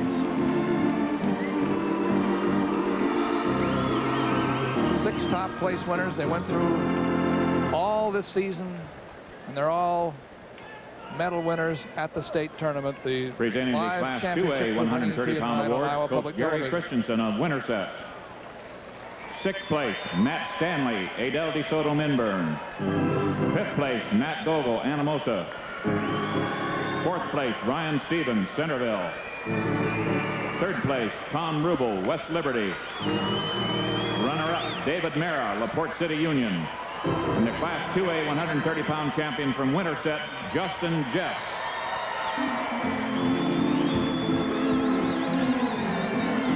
That's Justin. The winner at 130 pounds in the middle-sized school division, 2A. Presenting the Class 3A 130-pound awards, Coach Paul Foster of Oskaloosa. 6th place, Matt Madison, Johnston. 5th place, Keith Weber, Dubuque Senior. 4th place, Jared Beard, Ankeny. 3rd place, Brad Miller, Pleasant Valley. Runner-up, Josh Dorothy, Mount Pleasant. And the 3A 130-pound champion from Oskaloosa, Willie Cryle. Willie Cryle, who wrestled a fun match. It was a terrific match against Josh Dorothy. And he won it in an overtime on a pin. Let's go to Dick Trotter. At 140, Class 1A bout. Pat Rupp, Belle Plaine, Bobby Forcine, Columbus from Junction. Winterset, Justin Jeffs, and now Greg Breeding has defeated Joey Beaver by the margin of 8-3. So 2 titleists in a row, and there you see a very happy Greg Breeding after his victory. Now let's go to Dean with a guest. Well, this is Will Kelly of Dubuque Wahlert, and he has 92 now straight wins. Yeah, that sounds right. How do you prepare for a state championship match? Is it any different than all year long? Yeah, there's a lot of pressure. I mean, this being my last match and all, there's a lot more pressure than the first couple of titles that I won. So yeah, it was a little bit harder to get prepared. We've got some videotape here. They tell me. Let's take a look at that. There, tell us about what's going on there. Trying to drive the bar arm over, trying to get him on his back there. That was key in this match? Yeah, I wasn't getting off. Yeah. Congratulations, 11-1 tonight, and Will Kelly, a state champion from Dubuque Wahlert. This is going to go back to Doug. Thank you, Dean Borg and Dick Trotter. We're going to 140 pounds now. We're still with the 3As. And we're going to see a wrestler here that some people, as 3-time champions and 4-time champions, some people say this is the best high school wrestler in the state. Dave Kelgard of Council Bluffs Lewis Central, whose team is trying to get a title, but they're up in the hunt this year. Todd Buckland of Des Moines Lincoln against David Kelgard. David Kelgard won a championship last year, was 5th as a freshman. He's going for his 2nd title here, and some consider him the best prospect in Iowa, no matter what grade you're looking at, to come out of the state in a long time. He's on the left in the blue. On the right, he has the white knee pad. The official is Mike Allen of Waterloo. Last year, Todd Buckland placed second at 130 pounds. That 1A, looking over there, it looks like a pin, is Pat Rupp against Bobby Forcine. Belle Plains, Pat Rupp against Columbus Junction's Bobby Forcine. And at the 2A, it's Eric Fitzer of Wilton, one of the teams in the hunt, against Gavin Bradley of Jefferson Scranton. They're really in the hunt. That's an important match. We'll try to keep track of the big major changes in the team scores. Calgard is very physical, loves the underhook, loves to throw from the feet there. He's just bandit. Well, and he right throws there. Buckland, but it's out of bounds right now. Well, Does he get the two? He gets the takedown because he is in bounds. But you can't pin a man if his shoulders are out of bounds. And now they come back to the center, 2-0 in favor of Calgard. Sad family at University of Northern Iowa on the wrestling team. This is the youngest of the Calgards so far, and he is, as we say, some say, possessed of a very bright future. But here comes Todd Buckland. No points! No points! Trying to reverse him. Calgard staying on the leg just as every ounce of pressure he can. Calgard, only a junior, has a 91-match winning streak himself.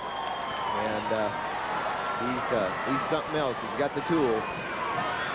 Yes, he has some really important national championships.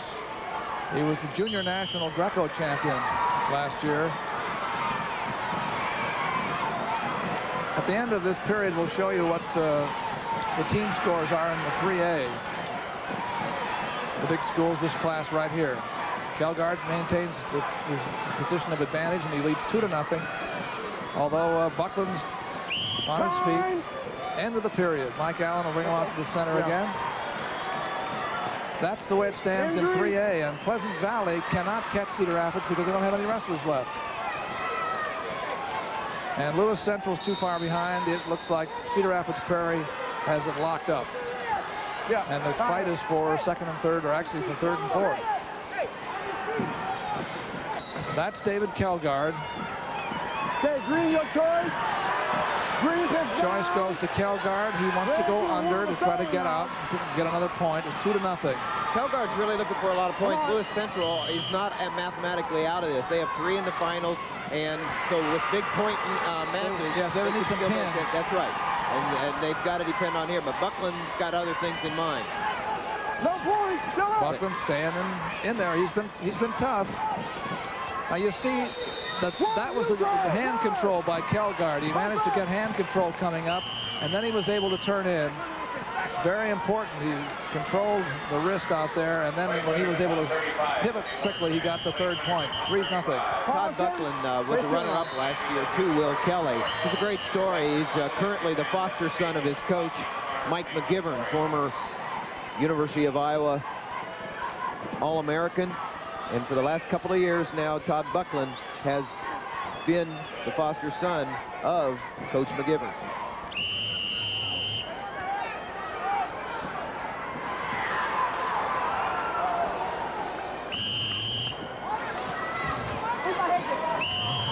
As we say, Cedar Rapids Prairie is leading, and they would seem to be top-heavy favorites. But as we say, if all the Lewis Central wrestlers won and they all won pins, they theoretically could make it pretty good. And there's the man that would like to do it. There's Dave Calgard and his coach, Keith Massey. Keith Massey's been the coach there, head coach for a year. He's been assistant under the Coach Bleth, who went into the Hall of Fame tonight. And he's done a great job there, both as assistant and head coach, coaching David Calgard. And like you said, he'd like to see some big points here, a few pins.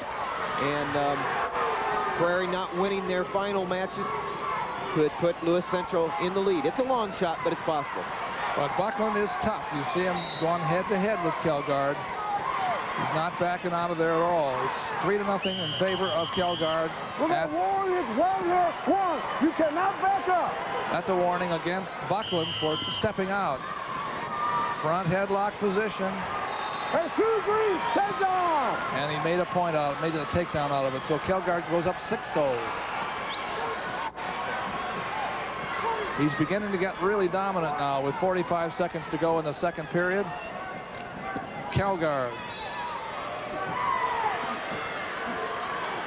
Build, men, build. He's just Come so on, physical. both of you. He's physical on his feet. He's physical on the mat. Look at the force. He puts a lot of pressure on Buckland there. Gets his hips down, flattens him out, gets him way out of position. And now he's just making a lot of action there. And sooner or later, as Buckland's rolling around, he can get caught on his back. Yeah, he wasn't able to stop him there, but a lot of activity. Kjellgaard just keeps coming after you, and pretty soon. Here's 1 red, green stalling. Yeah, Mike Allen is very well known for wanting the people to be active. Those are the 1A standings right now. Columbus Junction is wiping them out. They wiped their slate clean on even in the semifinals. Had 7 come up to the state, and they just did a great job. Yeah, great week for Columbus Junction. There's the end of the second period, 7-0 in favor of Kjellgaard over Buckland, the 3A 140-pound championship. And for those of you in Wilton wondering how you're doing over there, well, there's the standings again we were talking, but the Wilton fans wondering how your young man's doing. Fitzer is ahead 5-1 with only 20 seconds left in the match, and this could be the second of 3 that Wilton is looking to climb back in to the top of 2A. The match you're looking at now is 3A between Buckland and Kjellgaard. And we're a minute and a half to go. And the winner on 1A was Pat Rutt from Belle Plaine, champion 8-4 over Bobby Forcine from Columbus. And Wilton wins another one. Wilton, just so you know, that really tightens up things. That tightens things real up. Now they're going to go head-to-head. This is going to be real interesting with Davenport Assumption still having 3 in the finals left. That's right. We're going to show you the 2A standings here before long, too, so you can get an idea what we're talking about. Oh, there's a try to carry. Kjellgaard went under for a fireman's carry and then lost the leg. We have a minute to go.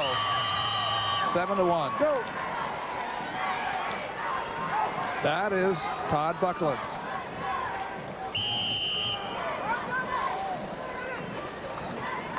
Kjellgaard, as I think Tim might have told you, has won 3 national cadet championships. And those are national championships. He's been first in the junior nationals in Greco, and he's looked at by every major college in the nation. Let's go, get up, let's go, get up. Has won 1 title. He's only a junior. Okay, come on. All right, he is leading 9-1 here with 45 seconds to go. AAA, 140 pounds.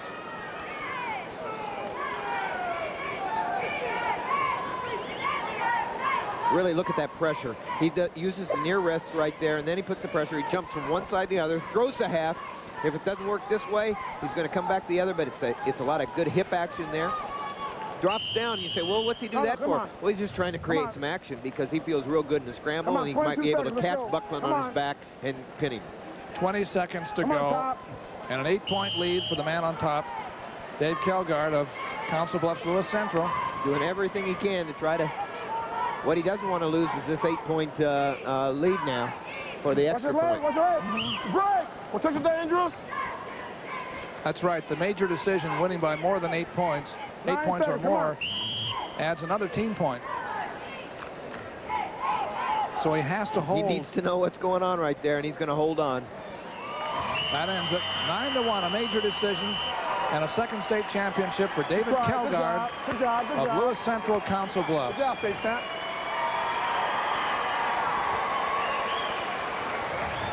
Good job. A big win for Kjellgaard. Stays undefeated this year. And we're going to go for the winners at 135 pounds 1A. Elliot Nielsen, Lorenz Northwest. 4th place, John Gaffey, Pocahontas. 3rd place, Troy Pasenka, Gilbertville, Don Bosco. Runner-up, Fritz Beyer, Griswold. And the Class 1A 135-pound champion from Wapsie Valley Fairbank, Corey Davis.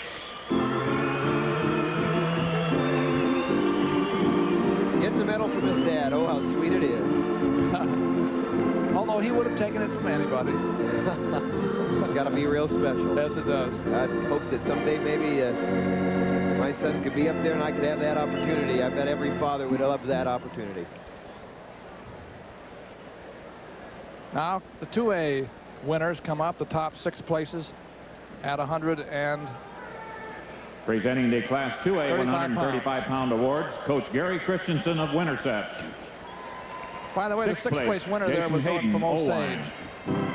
5th place, Ryan Sunderbrook, Davenport Assumption. 4th place, Brian Balvans, Marion. 3rd place, Dave Hackman, New Hampton. Runner-up, Joey Beaver, Knoxville. And the Class 2A 135-pound champion from Winterset, Greg Breeding. Greg Breeding, 135-pound AA champion, 135 pounds. The only man to beat an opponent with electric hair tonight, too, by the way. Special little touch put in there by Joey Beaver of Presenting the Knoxville. Class 3A 135-pound awards, Coach Tom Horton of Dubuque-Waller. 6th place, Eric Schmidt, Clarinda. 5th place, Mike Dark, Cedar Falls. 4th place, Tony Scigliano, West Des Moines Dowling. 3rd place, Curtis Johnson, Clinton. Runner-up, Chris Lucan, Marshalltown. And the Class 3A 135-pound champion from Dubuque-Waller, Will Kelly. 3-time champion, Will Kelly. What a way to end his high school career. Let's go to Dean Board. Well, Belle Blaine takes home a state championship tonight. Pat Rupp, a senior, did it for them with an 8-4 decision over Bobby Forcine. He's a junior from Columbus Junction. Rupp dominated the match all the way. 4 points in the first period, had another 3 in the second, another escape, and then he had an 8-4 decision over Bobby Forcine, who had been number 4 ranked in the state. Dick Trotter, what'd you do? All right, Dean, in the 2A competition in the 140-pound weight class, Eric Fetzer of Wilton wrestled a methodical match to go on to defeat Gavin Bradley of Jefferson Scranton by the margin of 6-2. And there you see a happy young man jumping on Steve Shirk, his coach. And now let's go back to Doug. And we're going to 145 pounds now, and Iowa Public Television's coverage live from Veterans Auditorium in Des Moines of the 1995 High School Wrestling Championships. There's Lincoln a familiar, his wife up there. His wife Lisa there, and along with the rest of the University of Iowa team, and they've been here the whole time. Shake hands, man. 145. Timer. Excuse me there, Tim. You had something looking at some future teammates, probably, as you're saying. Well, let's go to 145 at AAA. We're still with the AAAs. This is the last one we'll have the AAAs in the rotation this year. Gary Lake of East Waterloo wrestles Steve Blackford of West Des Moines Dowling. East Waterloo against West Des Moines. Blackford, very talented young man here, 42-1 from Dowling, like you said, coached by Ron Gray, and was 3rd as a sophomore last year. And we have Gary Lake, who has never been to the state wrestling tournament before. On the right is Steve Blackford. He has the purple uniform, and the black is Gary Lake of East Waterloo. We did have 2 of them. And that's a takedown for Blackford. Now there you see the 1A class is stopped for injury, unfortunately. Winthrop East Buchanan's Jeff Kress looks like he's hurt, and Randy Pugh of Columbus Junction is against him. Pugh is undefeated. His team has won the championship at 1A. Now there's the 2A, Ben Jobson of Davenport Assumption against Scott Kaufman of Emmitsburg. It's another familiar name, Kaufman of Emmitsburg. Right. Watch the arm. Emmitsburg's had some great wrestlers, and Kaufman's winning lots of state championships there about 10, 15 years ago. Steve Blackford of West Des Moines Dowling in the purple uniform is leading 2-0, and he's trying to turn Gary Lake over now. Gary Lake, a real workman-like. He's lost 11 matches this year, and here he is in the finals. He's got a lot of guts. He's just kept coming, and he defied all the odds, and there he is in the finals. And then on the other side, here's 45-1 Steve Blackford. These people have met 4 times this year already. and Blackford has won every time. Keep working, keep working. We have only about 10 seconds to go in the first period.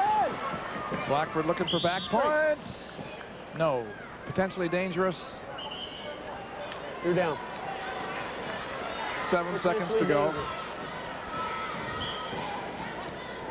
Put your knees back. Blake goes in the under position on the referee's position. Stay steady. Come on, Green. Updated. Top 5. Each score. Class 1A. Whiteville. And Blackford sucks Lake back. He wasn't able to get any back points out of it. Okay, second period. The period ends there. Dowling, Steve Blackford. Here's Steve Knipp, the coach of Gary Lake, Waterloo East.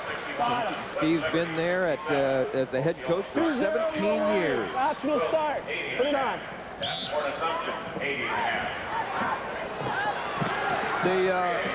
We should say, by the way, with the 1A match at 145 pounds has ended because of an injury. Winthrop East Buchanan's Jeff Press was hurt badly enough that they had to stop the match. So Randy Pugh wins by default. Let's go. Stays undefeated. An undefeated year. What a great championship for the championship team. Randy Pugh, Columbus Junction. Looked like Kress had a leg injury of some sort. This is Steve Blackford wrestling Gary Lake. The score is 2-0. Both up. And it's 3-0 now because Blackford in the second period escapes right away. And takes him down right away. He's going after it. He's got the cradle. And he's got the arm hooked up. Oh, my goodness. There it is. Boom.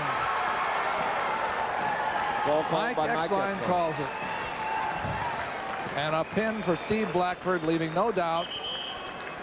He won for the 5th time against Lake this year. And that one for the state title.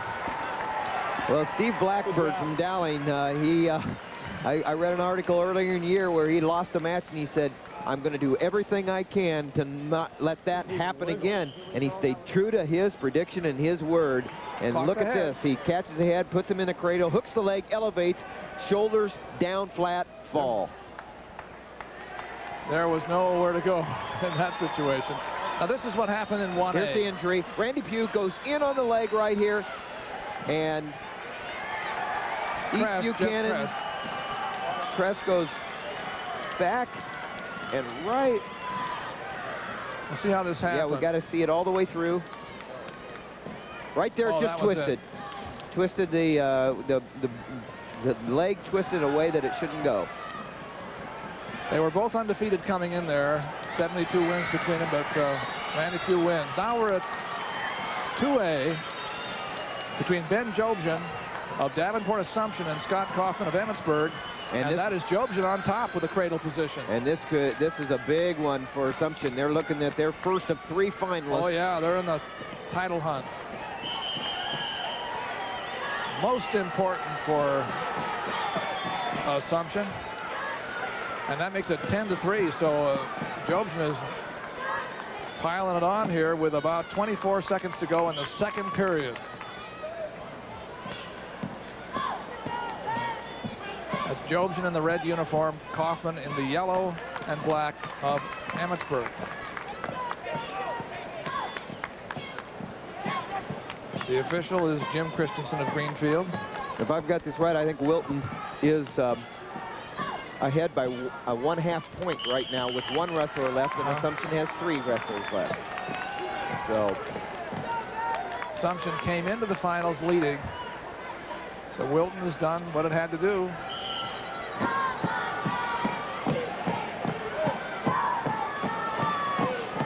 Actually, it's tied.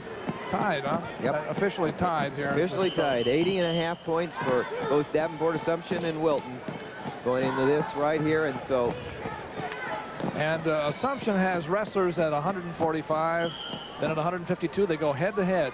Kurtz and Shane Bourne.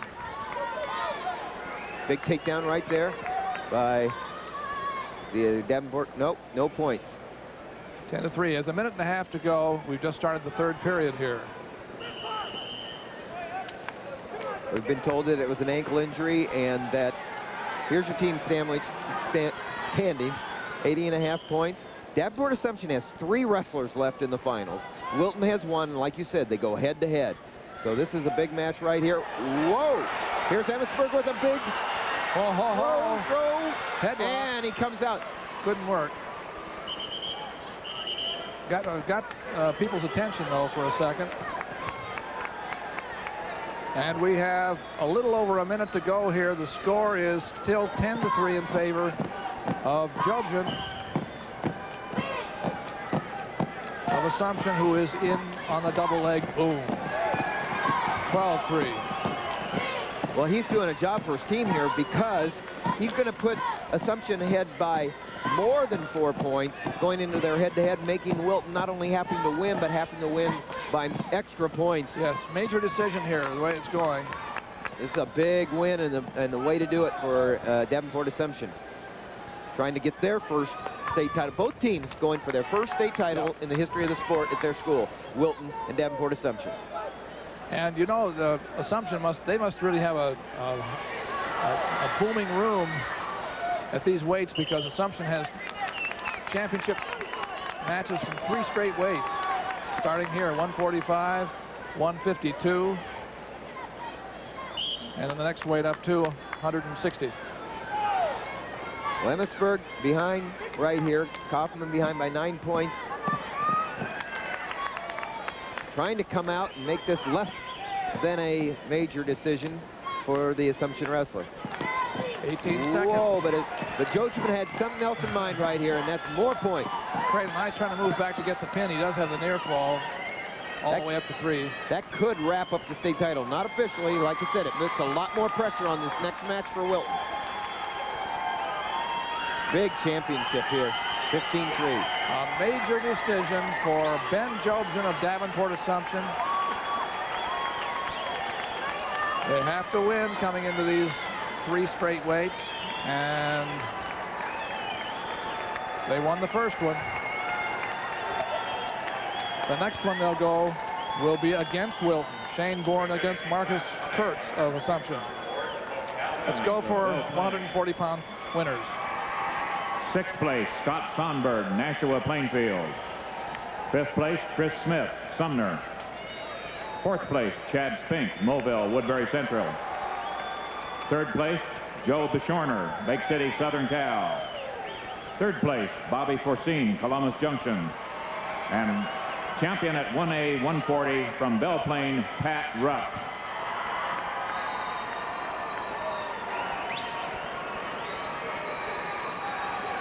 £140 champion.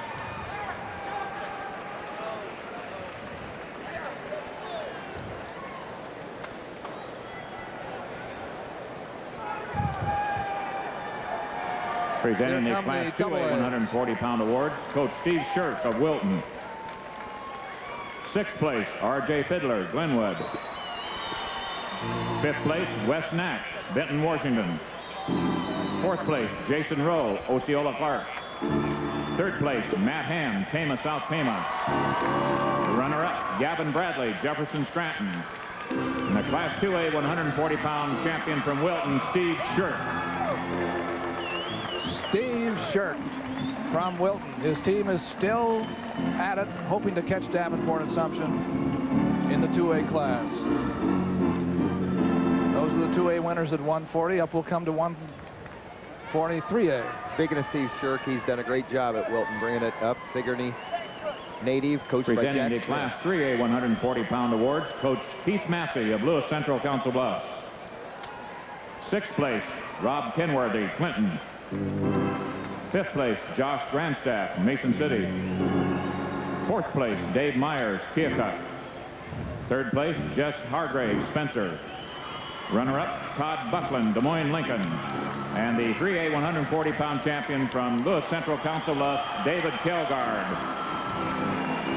And he'll be back again next year to try for his 3rd championship. David Kelgard. Very mature-looking young man, and he's tough. Well, Columbus Junction, as we said, really wrapped it up early. They wrapped it up last night, and they walked away, and they've had a state champion now to go along with their team championship. And we had the opportunity earlier to talk to. That's right. I had the opportunity to talk to Bill Pleen, the coach of the year and the state champion coach from Columbus Junction. Bill, describe to me the excitement that you, the school, and the community of Columbus Junction has about winning their first state title in any sport in the history of the community. Well, it's been pretty evident all year long the way our fans have followed us. You know, we've had tremendous fan support, and tonight you'll see that there'll be a large section of the arena will have a whole bunch of Columbus Junction people here, and we're real excited about that. Coach, you're the 1A Coach of the Year. Is it a great satisfaction? Well, yeah, I'm real happy about that honor. A lot of the credit has to go to my assistants, John Siegel and Andy Milder, and the kids I have on my team that just got out of their way and worked so hard and made everything so successful for us.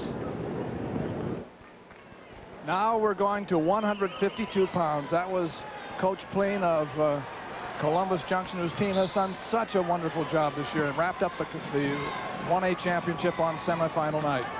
We're going now to 1A for the next 4 weights. And Jacobs Knight of Mount Ayr wrestles undefeated Justin Decker of Maynard West Central at this weight in the match we have right in front of us. That's Knight in the black, Decker in the blue. Yeah, we're up. Decker is undefeated in West Central, Maynard West Central, Alliston Bristow. He's coached by Larry Munger, who was an Iowa State wrestler. And he has already announced he's going to go to Iowa. Signed with Iowa, and a special greeting to his grandma Lois, who's at home. 2A is between Marcus Kurtz. This is a big one between Marcus Kurtz of Davenport and Assumption and Shane Bourne of Wilton. And the Wilton man had the first takedown there, Shane Bourne. 3A, it's Brad Honnold of Clarinda and Andy Kruger of Sioux City Heelan trying to become the first Sioux City champion.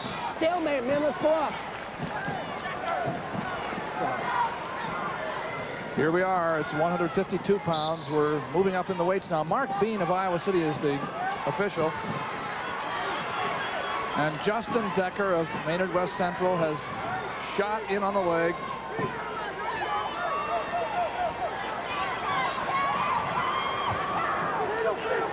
But Knight is not taking the easy way at all.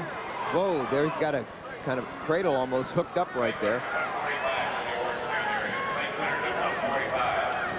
Knight only losing once, he said, 34-1 from Mount Ayr. Coached by longtime coach, veteran coach in the sport, Ron Scott. 152 pounds for the championship of the state of Iowa in 1995. No score yet. We've used all but 20 seconds of this first period. Knight's dad, Jerry Knight, was Mount Ayr's first state place winner when he was third at 154 a while ago. Center. Hustle back, gentlemen. Hustle back. Out of bounds. You saw Coach Ron Scott doing that little pirouette, that little dance. It's like, you know, it's like people watching. When you watch at home, you know, and your favorite wrestlers out there, you know, you suddenly find yourself in contorting yourself all over the place, and that's what Ron Scott was doing. Green choice. Top, bottom, neutral, or defer. Down. Green, down. Second period, Decker goes down. You're down.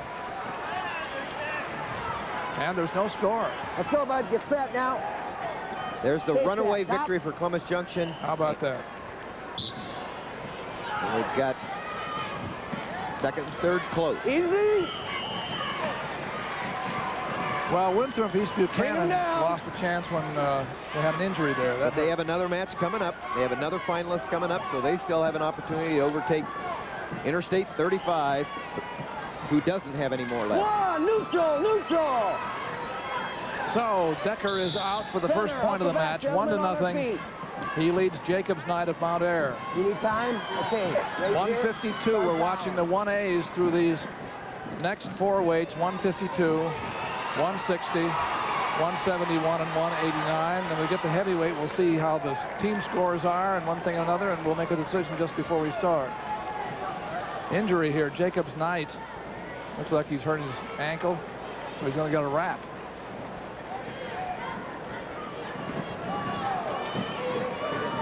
That is Justin Decker, ranked #1 all year. He's still ranked #1. Jacobs Knight ranked right behind him.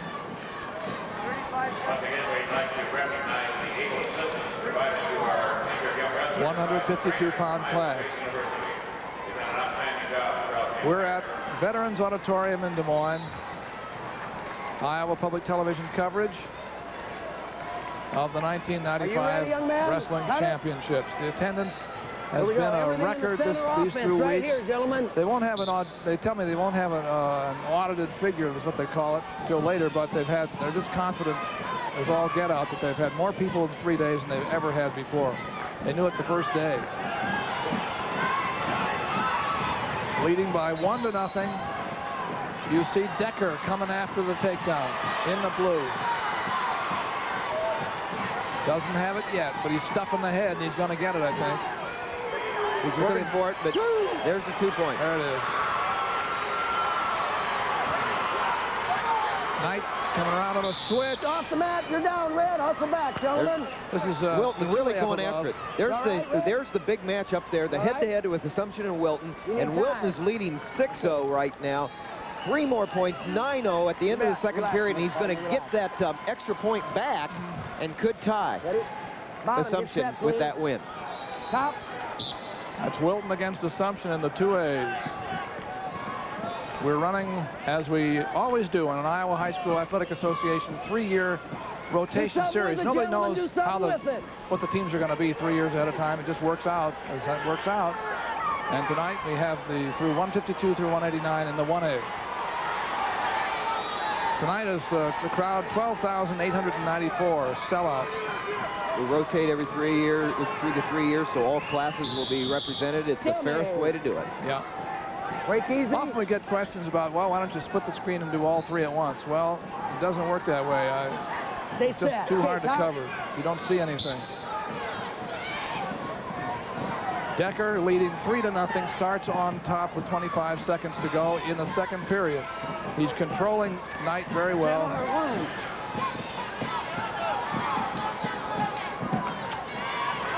And in AAA, it's Andy Kruger from Sioux City Healing ahead 9-2 with only a minute left over Brad Hunold from Clarinda. Yes, Hunold, Brad Hunold, coached by Mike Moreno. And Andy Kruger looking for the first state championship. You need time right now? Sioux City Healing. Start time. Injury here at 152 in the 1A mat.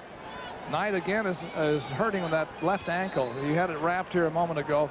My sense of it is that this is something he may have had before. Just over a minute right now. To bring you up to date with 45 seconds left, the Wilton Assumption match. The Wilton wrestler Shane Bourne is trying to make his record 43-0. He's ahead 11-0 over Marcus Kurtz from Davenport Assumption. And this will... Here we are. There's Wilton and Assumption, the big match, 11-0. And what Wilton needs to do here is at least win by the major to tie it all back up.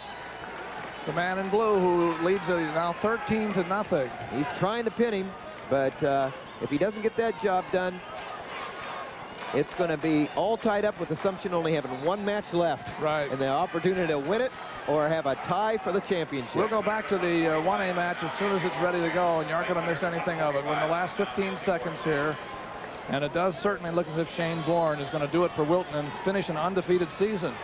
Boy, Wilton did everything they could in the finals, winning all 3 matches. And there it is, the championship. Okay. And here we go right back to 1A. We'll go back to 1A now because Jacobs Knight had another wrap around his ankle, and he's in there with Justin Decker. Justin Decker leads 3-0 with starting the 3rd period. That's right where he left off in the 2nd period. Knight began underneath. Now comes around for a switch, but Decker's very confident under there. Stepped across, now works on the leg. Comes right back into that aggressive position on top. Not only is Decker tough on the mat, he's an academic All-American also this year. And he's, like you said, headed towards the University of Iowa. Top, get off the fall, off the hips, let's go. 3-0. The official here is Mark Bean, as we said, of Iowa City. Keep it legal. Keep it legal. 90 and no higher. That's a hammer lock, and you hear the official quoting the rule book to Justin Decker. A lot of pressure by Decker there on top, keeping his opponent down on the mat. Knight's hips are on the mat a lot of pressure coming from Justin Decker. We're in the last 50 seconds here. 3-0 lead by Decker. It's only a 3-point lead, but he's controlled on top the whole way. He hasn't been able to turn Knight over.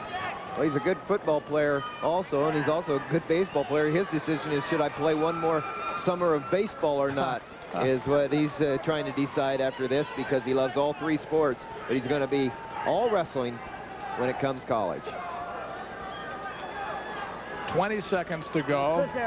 Decker on top from Maynard West Central, Allison Bristow, looking for his 41st straight win of the year without a loss. Come on, Red. Come up. Come up. 5 seconds to go. And he rode Knight for about 3 straight minutes, and there it is. A state championship for Justin Decker.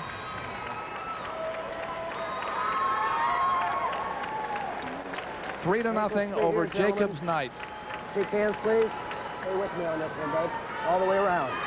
All the way around. Nice job. Congratulations.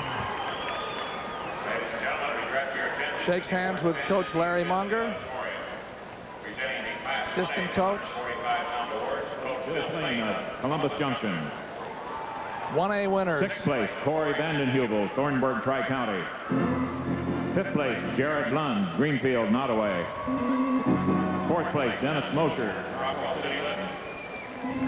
3rd place, Todd Felfer, Riceville. Runner-up, Jeff Kretz, Winthrop East Buchanan. And the Class 1A 145-pound champion from Columbus Junction, Randy Pugh. He's from a state championship team. He not only has a gold medal, his team wins the big one too. Well, in 2A, they're still tied. Davenport, Assumption, and Wilton, 85.5 points. And one more time to do it here. Assumption comes up with their last wrestler. Wilton's had all three of theirs. Couldn't get any more tense than this. So if Assumption can win, that's it. Now we're going to 2A at 145 pounds. The winners up on the stand. Presenting the Class 2A 145-pound awards, Coach Wade King of Davenport Assumption. 6th place, Brett Showalter, Hampton Dumont. 5th place, Tony Rosewood, Knoxville. 4th place, Trevor Endicott, Glenwood. 3rd place, Mark Dunbar, Osceola Park. Runner-up, Scott Kaufman, Emmitsburg. The Class 2A 145-pound champion from Davenport Assumption, Ben Jobson. Ben Jobson, the Davenport Assumption champion. Very important for him to do that because kept Davenport Assumption up on top. They're tied now with Wilton, and it's all in the hands of Matt Graber coming up here at 160 for Davenport Assumption to win the title or settle for a tie for first. Presenting the Class 3A 145-pound award. Now 3A. Ron Gray of West Des Moines Dowling. 6th place, Justin Wolf of Fort Dodge. 5th place, Nate Berger, Benton. 4th place, Matt Brown, Lamar. 3rd place, Troy Gagey, Pleasant Valley. Runner-up, Gary Lake, Waterloo East. The Class 3A 145-pound champion from West Des Moines Dowling, Steve Blackford. And that, Steve Blackford from Dowling wins at 145. Let's go to Dean Bohr. Well, Doug and Tim, Shane Bourne, a senior from Wilton, no doubt is happy about the other two state champions that have been crowned tonight from his school, but the one that really counts, of course, is the one he wrestled. He defeated Marcus Kurtz of Davenport Assumption 13-1. He dominated all the way, led 4-0 after the first period, 9-0 after the second, and then scored 13-1, a major decision over Marcus Kurtz. Shane Bourne, the champion, at 152 pounds in AA. Dick? In 3A competition for the title at 152 pounds, Andy Kruger of Sioux City becomes the first two-time winner in the city of Sioux City. He's from Heelan as he defeats Brad Hunold of Clarinda by the margin of 11-4. And there you see a very excited Sioux City Heelan senior. Let's go back to Doug. 160 pounds. We're at 1A for our main mat. And we'll keep a really close eye on 2A because Davenport Assumption's Matt Graveter is wrestling Dave Doble of Clear Lake, and if he wins, it's an Assumption title. If he loses, it's a tie between Wilton and Assumption. Here's Justin Short of Winthrop East Buchanan, undefeated, against David Sandhoff of Early Schouler Crestland. Go back inside, guys. In the middle. Keep it right here. Rich Gray of St. Charles is the official here. And Short is in the white top. There's 2A. That's between Doble and Graver. And the red is Assumption right there, and he just got a takedown, and he's a little bit closer to a team title. In the middle, guys. Let's go. And that's 3A. Adam Bendorf of Council Bluffs Lewis Central, undefeated, against Travis Evans of City High in Iowa City, coached by Brad Smith. Front headlock very tight here for Justin Short. Looks real strong with it. He's just posting that head so he can come around, and he did for the takedown. Makes it 2-0 in the first minute here at 160 pounds. Man. Little bigger guys here now. Right here. 1 minute Justin left. Short, ranked number 2 Good start. at the end of the year. We count on our rankings. We use the rankings of the Des Moines Register. A lot of thanks to some of the help we've had with their information, and Dan McCool especially. David Sandoff here, unranked coming into the tournament, flattened out by Justin Short. Short doing a good job of really putting the pressure on Sandoff from Early Schouler Crestland. 2-0 score.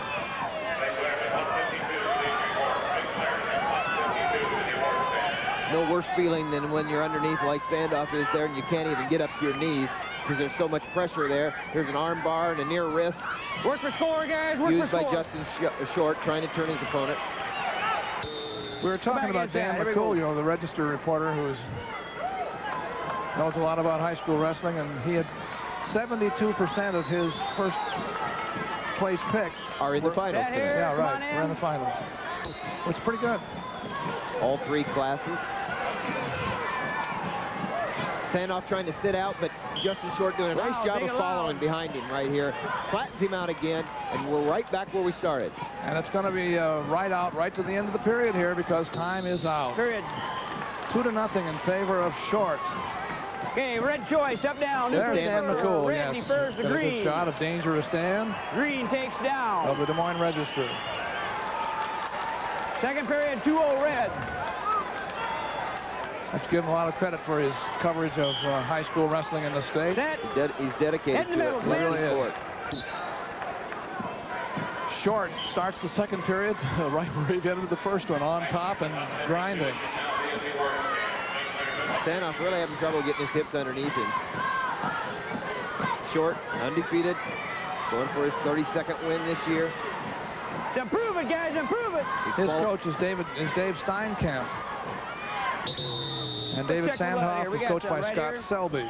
Dave Steinkamp, one of the longtime coaches, 26 years as a head coach, all 26 years at East Buchanan. Oh, here it is, right over here. And he's had over 220 career wins. This year, his team was 11-3, and has done a real nice job. It's the first time, there he is, Dave Steinkamp. He had Jeff Kress and Justin Short in the finals, first time ever having 2 finalists in the state from his team. His son wrestled this year in the state tournament, and it's just he's done a great job. Somebody spotted blood out there, and so that has to be cleaned up. They first had to decide which man who was, and it turned out apparently to be Justin Short's. So he's getting patched up here before they start. 2-0 in favor of this man, Justin Short, in our main match here at 160 pounds in the 1995 High School Wrestling Championships on Iowa Public Television. Wherever you are in the state, we hope you're enjoying it. This is the 24th year of our coverage of the Wrestling Championships, and always live from this year. Ever since we've been doing it, it's been in Veterans Auditorium in Des Moines. Justin Short, we were saying, undefeated this year. He's been at 160 pounds all 3 years that he's come to the state tournament. He qualified and didn't place in '93.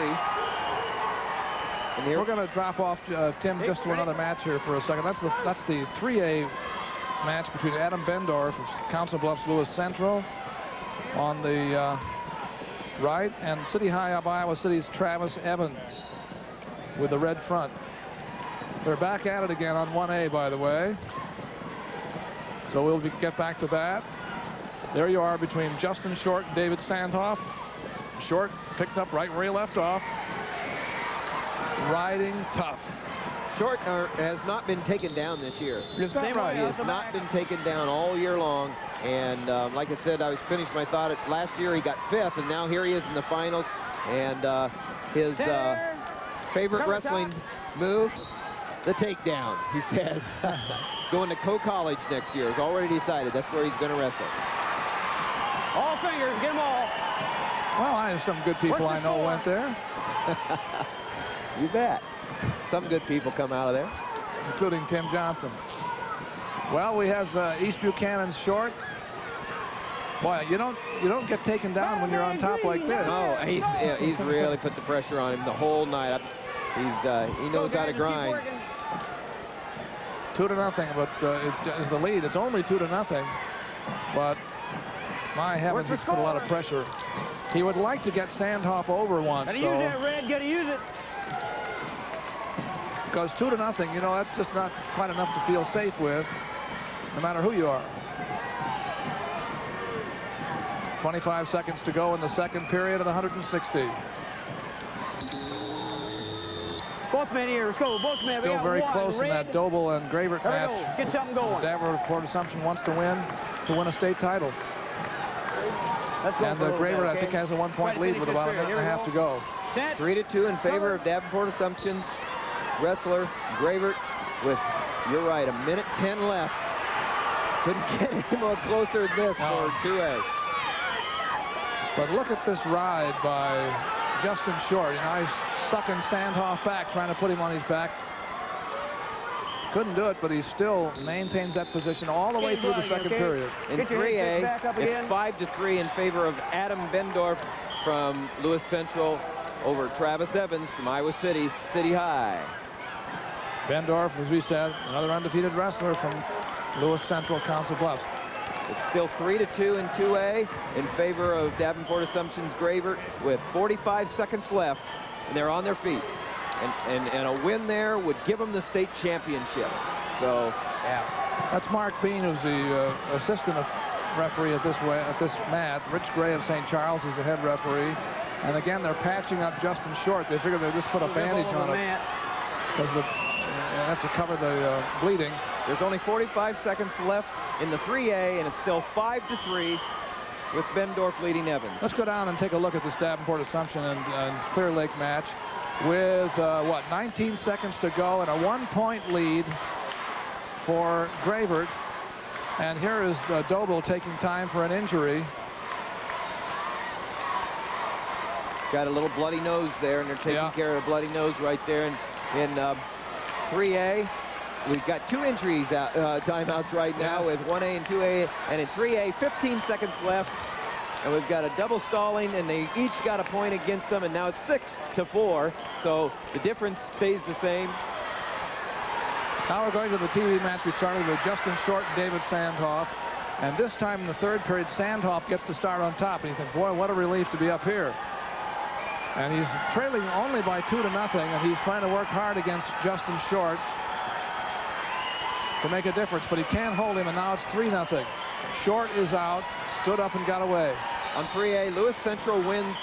Bendorf from Lewis Central, Council Bluffs beats Evans from Iowa City, City High 6-4.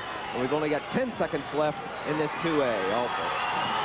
Still a 1-point lead for Assumption. We'll keep track of that for you. It's improved, guys. It's improved.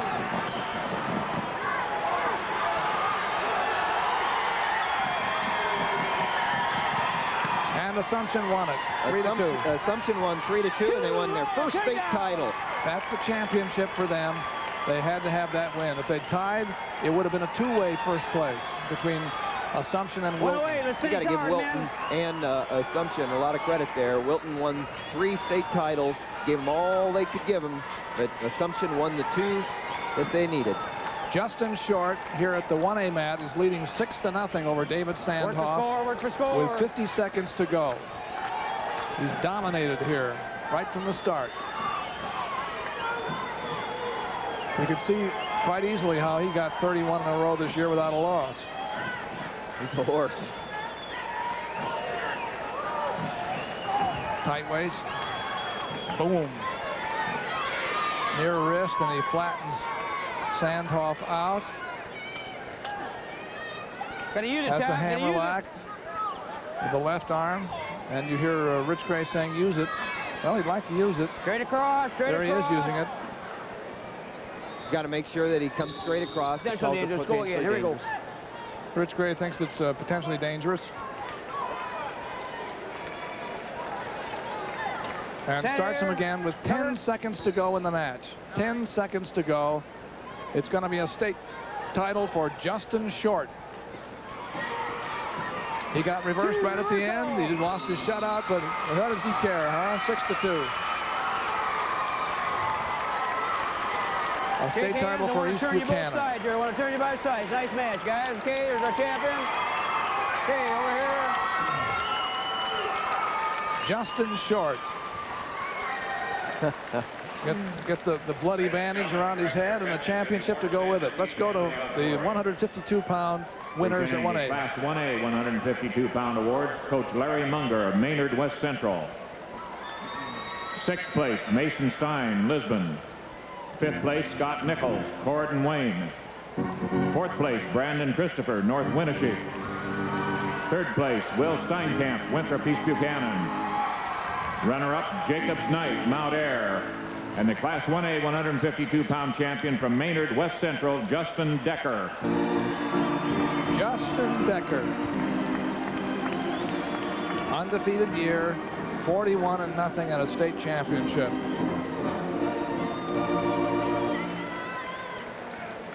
Presenting the Class 2A 152-pound awards, Assistant Coach Dennis Bourne of Wilton. 6th place, Dan Rowley, Knoxville. 5th place, Jake Prazak, NCNK Manly. 4th place, Carson Andorf, Independence.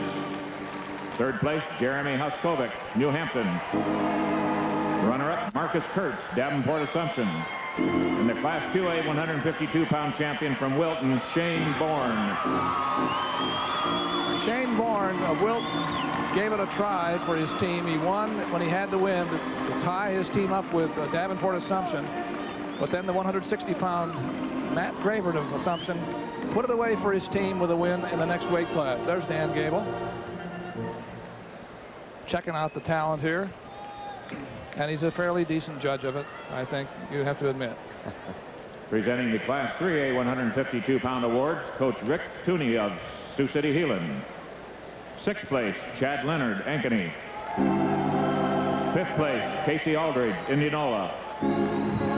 4th place, Kerry Whelan, Cedar Falls. 3rd place, Mike Porter, Council Bluffs, Abe Lincoln. Runner-up, Brad Honold, Florinda. And the Class 3A 152-pound champion from Sioux City, Heelan, Andy Kruger. There's Andy Kruger with his 2nd state title. I said earlier he's going for his 1st title. I meant the first 2-time winner in the city of Sioux City. And so 2-time state champion Andy Kruger. Let's go to Dick Trotter for a floor report. All right, there were 3 takedowns in the second period by Adam Bendorf of Council Bluffs, Lewis Central, and that was all they needed for that 6-4 victory over Travis Evans of Iowa City, 160 pounds 3A titleist. Now let's go to Dean Borg with a guest. Well, and you know this man very well, Dick Trotter, because he says he was a student teacher with you in Cedar Rapids. And this is Wade King of Davenport Assumption. Congratulations. Thank you. We've just been told that you have won the 2A title. Thank you. What made that team this year? Just laden with talent or what? Well, we had some talented kids that really wanted to work hard. And I think the thing that made us is the competition that we've wrestled all year. We see Wilton and West Liberty all season long in Pleasant Valley, and it really helped us for this kind of competition today. Now, is this going to be a team with this year only, or have you got some talent coming on? Oh, we've got about 6 seniors that are in the lineup this year that are graduating, but we've got a real good group of juniors coming back, and we're going to try to rebuild from the ground up a little bit. We're going to see you back here next year, I'm sure. Back to you, Doug. And thank you very much, Dean and Dick. And Wade will have his voice back in the morning. He doesn't care. Nah, that's all right. Nothing more to say tonight. You won. Just in time for the big assembly at Davenport Assumption next week. That's right. Let's go to 171 pounds now. We're on the 1995 High School Wrestling Championships at Veterans Auditorium. We're still with the 1A class. And here's Lee Weber of Gilbertville Don Bosco, undefeated. It's the first Don Bosco wrestler we've seen tonight. Paul Jen of West Hancock is his opponent. Weber was ranked #1 all year, 38-0 coming in, coached by Dan Moshik. And the name Weber? Little brother of Darrell Weber, Iowa 158-pounder. And at 2A, Dane Lundvall of Glenwood goes up against Ryan Kinsella of Creston Crestwood. Circle. And give him a chance. At 3A, it's Matt DeRocher of Lamar's, Northwest Iowa, and Steve Niles of Charles City. Want it on? Northeast Iowa. Northwest Iowa against Northeast. Yet? Are you ready? You want time? Give me injury time. Injury here at #1 at the, just tape it on. The 1A mat. Just tape it on. In fact, that's Lee Weber. Looking on is Coach Dan Mashik, went into the Hall of Fame this year. And this is his 25th year at Don Bosco and 25th year in coaching. Had a good year, 23-3. And of course, the Brit wrestler, longtime coach Al DeLeon, 33 years in coaching and 33 years at Brit. And that's something. These are two of the most successful coaches in the sport, in the history of sport in this state, Al DeLeon and Dan Mashik. Have they ever had a bad year, either one of them? I don't think so, maybe. Hold it. Coaching does make a difference, you know, it really does. You can see we got blood on the head here. Talented people in a lot of towns, and some people just know how to get it going in the sport of wrestling. You're gonna have to cover it. It's all the way through. down to the bottom just of the tape it around. Just junior highs, grade schools they start. Paul Jen has a bandage around his head because he has been There's no time on this, so just cut relax, all right? somewhere in the past in one of the earlier matches in the tournament. It's coming through on That's how it ends at 2A, at least the top two, Davenport right. Assumption and Wilton. Great race between Wilton, Davenport Assumption, and as Coach King said, they've been going at it all year long, and throw West Liberty in there, and the three of the top four were in sectionals and districts together, Doug. And came all the way through, and then congratulations to Clark Osceola. Well, that's something, you know, to come through the sectionals and districts and still have enough points left at the end after they beat each other up to get all the way to the title and finish 3 out of the top 4. I don't know whether any team has ever done that, come all the way through all 3 tournaments and stay that close. That's Paul Jen. We can take a look at 2A. Well, I think we're ready to go here. I was going to say we would change mats, but now I think Paul Jen's ready to go from West Hancock against Lee Weber of Gilbertville Don Bosco. Tying up in the center of the mat, 171 pounds. That's Weber on the right, Jen in the red. Opposite him. Both other matches are 1-0. Well, it's 2-1 in favor of Matt DeRocher from Lamar's over Charles City, Steve Niles on the 3A mat. 1-0 on the 2A mat in favor of Lundvall over Kinsella. Lundvall from Glenwood over Kinsella from Creston. A minute left in the second period. On 3A, there's a minute left in the second period. Here we are at 1A.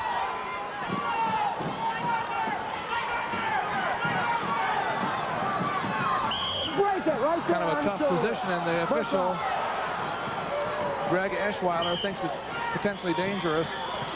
Greg Eschweiler of Tripolo, first time we've seen him.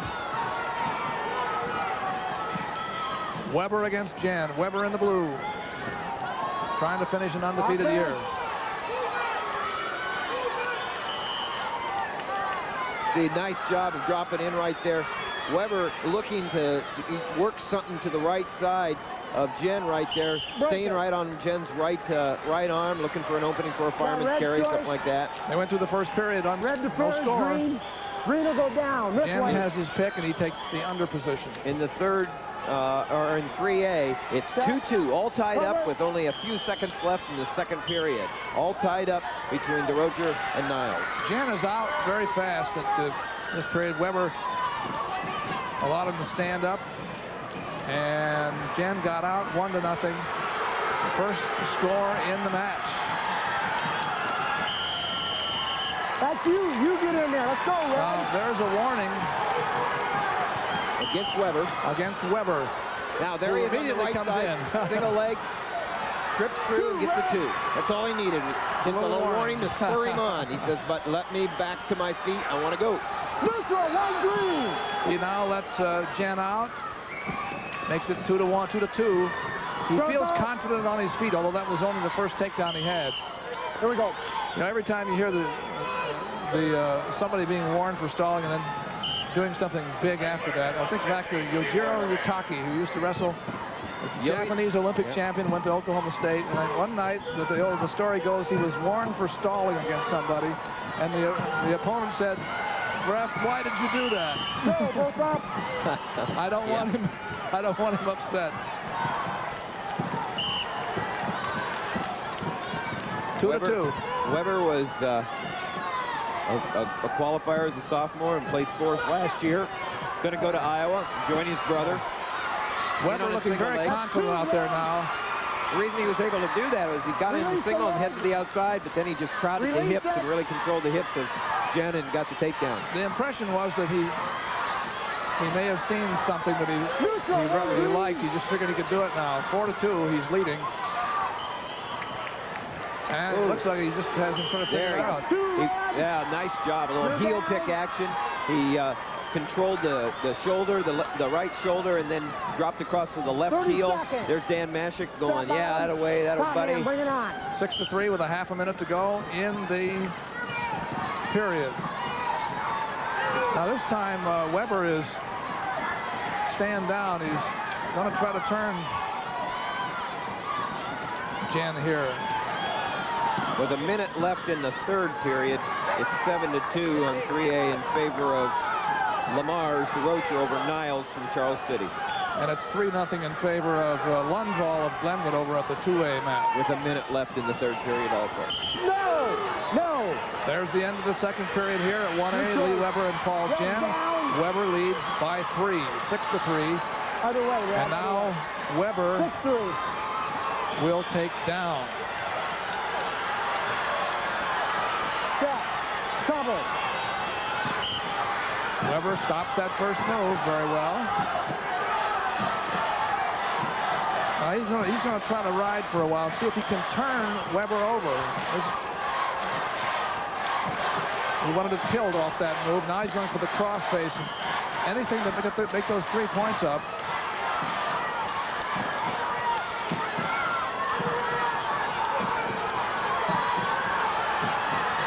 There he's going to try that side headlock now and see if he can make some kind of a throw out of it. Well, with 3/4 Nelson there, and he's got the leg hook, but they call him off. Set. Cover. Yeah. Caution, Red. The man on top moved too fast, when so you it's a come caution. on and stay on the side you're going with. You heard Greg Eschweiler. Okay, you can't move that quickly. 6-3 is the score. Glenwood's Dane Lundvall wins a close 4-2 match over Ryan Kinsella from Preston Crestwood. 2, Red. There's a reversal for Lee Weber. He's up 8-3 now. He has the half Nelson. Got a bar of the far arm. Break it. As they go out of bounds, there is about 1 minute to go in this match. We got a technical violation on green, grabbing the clothes. One more red. 1 point for green grabbed the jersey. For Weber. He called it, he grabbed the jersey when he came around. He says they grabbed the jersey. Okay, which you can't do. Set. Cover. There's Coach DeLeon right there for West Hancock Brett. 9-3 now. Weber leading by 6. 5 again now that Jen gets out.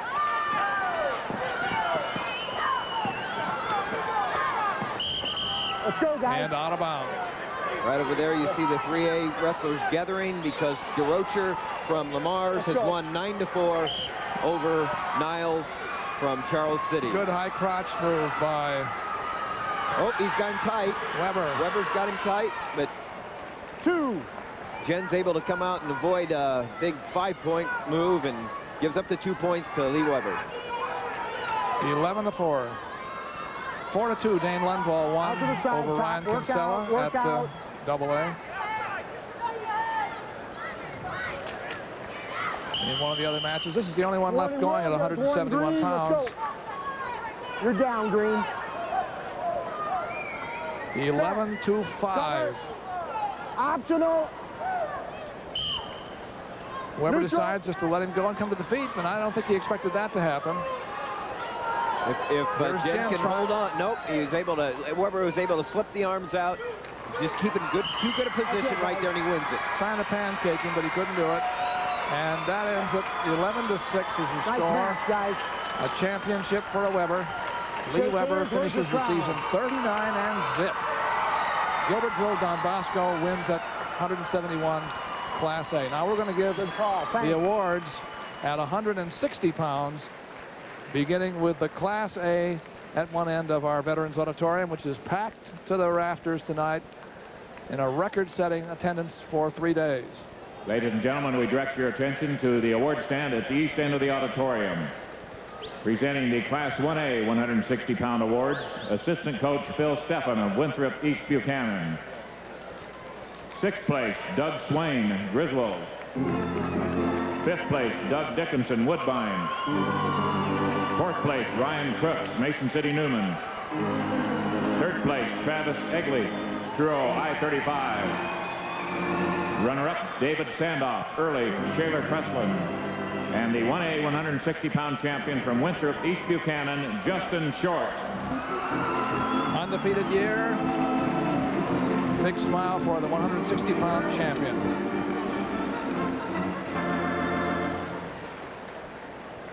Now we go to 160-pound 2A. The 6 top place winners. Presenting the Class 2A 160-pound awards, Coach Wade King of Davenport Assumption. 6th place, Scott Fisher, Conrad BCL. 5th place, Kyle Hansen, Wilton. 4th place, Shane McClinton, Storm Lake. 3rd place, Jake Hayes, Creston. Runner-up, Dave Doble, Clear Lake. And the 2A 160-pound champion from Davenport Assumption, Matt Grabert. Did Matt Grabert win a big championship, or did he? Wow, I'll tell you, that's stuff kids dream of. That's what you dream of. He won the state title. I win the state title, and I get it for a state title for my team. Wow. Yep. Not many get to do that in a lifetime. We'll go up to 3A, the top 6 winners. The coach of the winning wrestler at the weight always gets to get the awards. 160-pound awards, Coach Keith Massey of Lewis Central Council Bluffs. 6th place, Max Slauson, Southeast Polk Reynolds. 5th place, Gunther Hildreth, West Des Moines Dowling. 4th place, Craig Cookman, Mason City. 3rd place, Ryan LaGrange, Cedar Rapids Prairie. Runner-up, Travis Evans, Iowa City, City High. And the 3A 160-pound champion from Lewis Central Council Bluffs, Adam Bendorf. And there's another undefeated season. And that keeps them in the hunt. We'll talk about that later. Lewis Central. In 1A, in the 3A. Of course, we're coming up now to 189 pounds. That may change. Here's Dean Borg. At 171 pounds in Double A, Dane Lundvall of Brentwood twice this year had lost to #1 ranked Ryan Kinsella. But then in a reversal in the districts, he pinned Kinsella. Well, the two met again here tonight, and Lundvall proved it was no fluke in the districts. He decisioned Kinsella 4-2. Dane Lundvall of Glenwood is the champion at 171 in Double A. Dick? In 3A competition at 171 pounds, Matt DeRocher of Lamar's High School is the state champion. Matt defeats Steve Niles, only a sophomore from Charles City, by the margin of 9-4. And let's go back to Doug. We still have the title up for grabs at the 3A championships. The 3A weight class, although it's going to be tough for Lewis Central to catch Prairie, they might do it. Right. We'll talk about that a little bit. Let's set this one up. Okay, let's go to 189 pounds here at 1A. Undefeated Callie Kruger of Parkersburg Appleton High School is up against Derek Mader of Corning. And boom, in goes Callie Kruger in the red uniform for the first takedown. He's ahead 2-0 over Mader. Now, last year, these two met twice. And Mader won it. That's right, twice. That's right. And so it's right here. But here they are, and Kruger hasn't lost all year. Over at 2A, one of the Fullharts from Decorah. This is Bob Fullhart. What is a third or fourth brother, something like that? Is up against Tag Noel of Sheraton for the championship. And at the 3A class, Cedar Rapids Prairie's Satori Snow wrestles Jason Crooks of Fort Madison. And if Snow wins, that's it, right? That's right. This is Prairie against Fort Madison. That's Crooks from Fort Madison, last year's winner at 171. And he's up 2-1. Going against Sartori Snow. Snow's kind of a unique story, coming out of Washington, and his mother said, let's get closer to where great wrestling is. And if he won the Washington State tournament last year, and we'll get back to that. Now we're going back to 1A, where the man who's in the up position there, Callie Kruger, 2-0. Starts on top. You're coming up. You got to try and return him to the mat.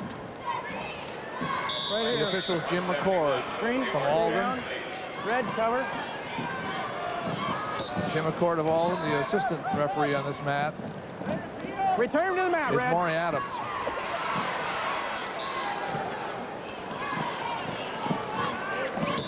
Attack, Red. Out of bounds. 1:11 left in the first period. 189. This is the ready? Red last cover. weight before heavyweight. Callie Kruger doing a nice job of riding right here against Mader after a nice takedown. Staying with him. Now he has to work up, or the referee's going to get on him. Right here, Red. Yep. He didn't work up. He warns Callie Kruger from Parkersburg, Appleton, to stalling. Green gets set. It's a warning the first time. The second time that happens, a penalty for stalling. It'll be a point. And again, no change. Green's still down.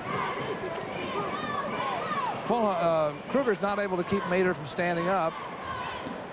Mader's not quite able to get out right there. He has the hands, but he hasn't been able to turn in. And then Kruger goes down to the leg. That time, Kruger returned him to the mat right away. And he's pretty high here. The referee may like to stop this position. We'll see. Yeah, Kruger might like him to stop that position right there when you're that high. They're just doing a lot of stop-stars here. 40 seconds to go. 2-0. Callie Kruger on top. Ranked number 1 all year, and Derek Mader is 4th. Kruger stops the switch, gets the leg in now, but he hasn't been able to keep Mader from standing up. Return him to the mat. Return him to the mat. Return him to the mat. Callie Kruger says, I'm trying, boss. Yeah. No. Out of bounds. Out of bounds. He's not returning when I want him to return. Right here. Kruger leads by 2. And again, you see Mader get to the feet. This time, Kruger has him down. Well, Mader just isn't getting good hand control coming up because he's been keeping the action going, but he needs to get his hips underneath and the hands control going. He's got to do something too. See. Red. Right here. Nah, right here. Now, there is a point. So they've called stalling on Red there when the underneath man came up, Derek Mader, and just went to a tripod and stood. But the referee says that the red man should be trying to improve his position more than he was. So it's 2-1 now. That was a point, as we said, a warning once and then a point. And they've come to the end of the period. Red will defer. Green. Kruger wants Mater to make the choice. Taking down. Mater goes under.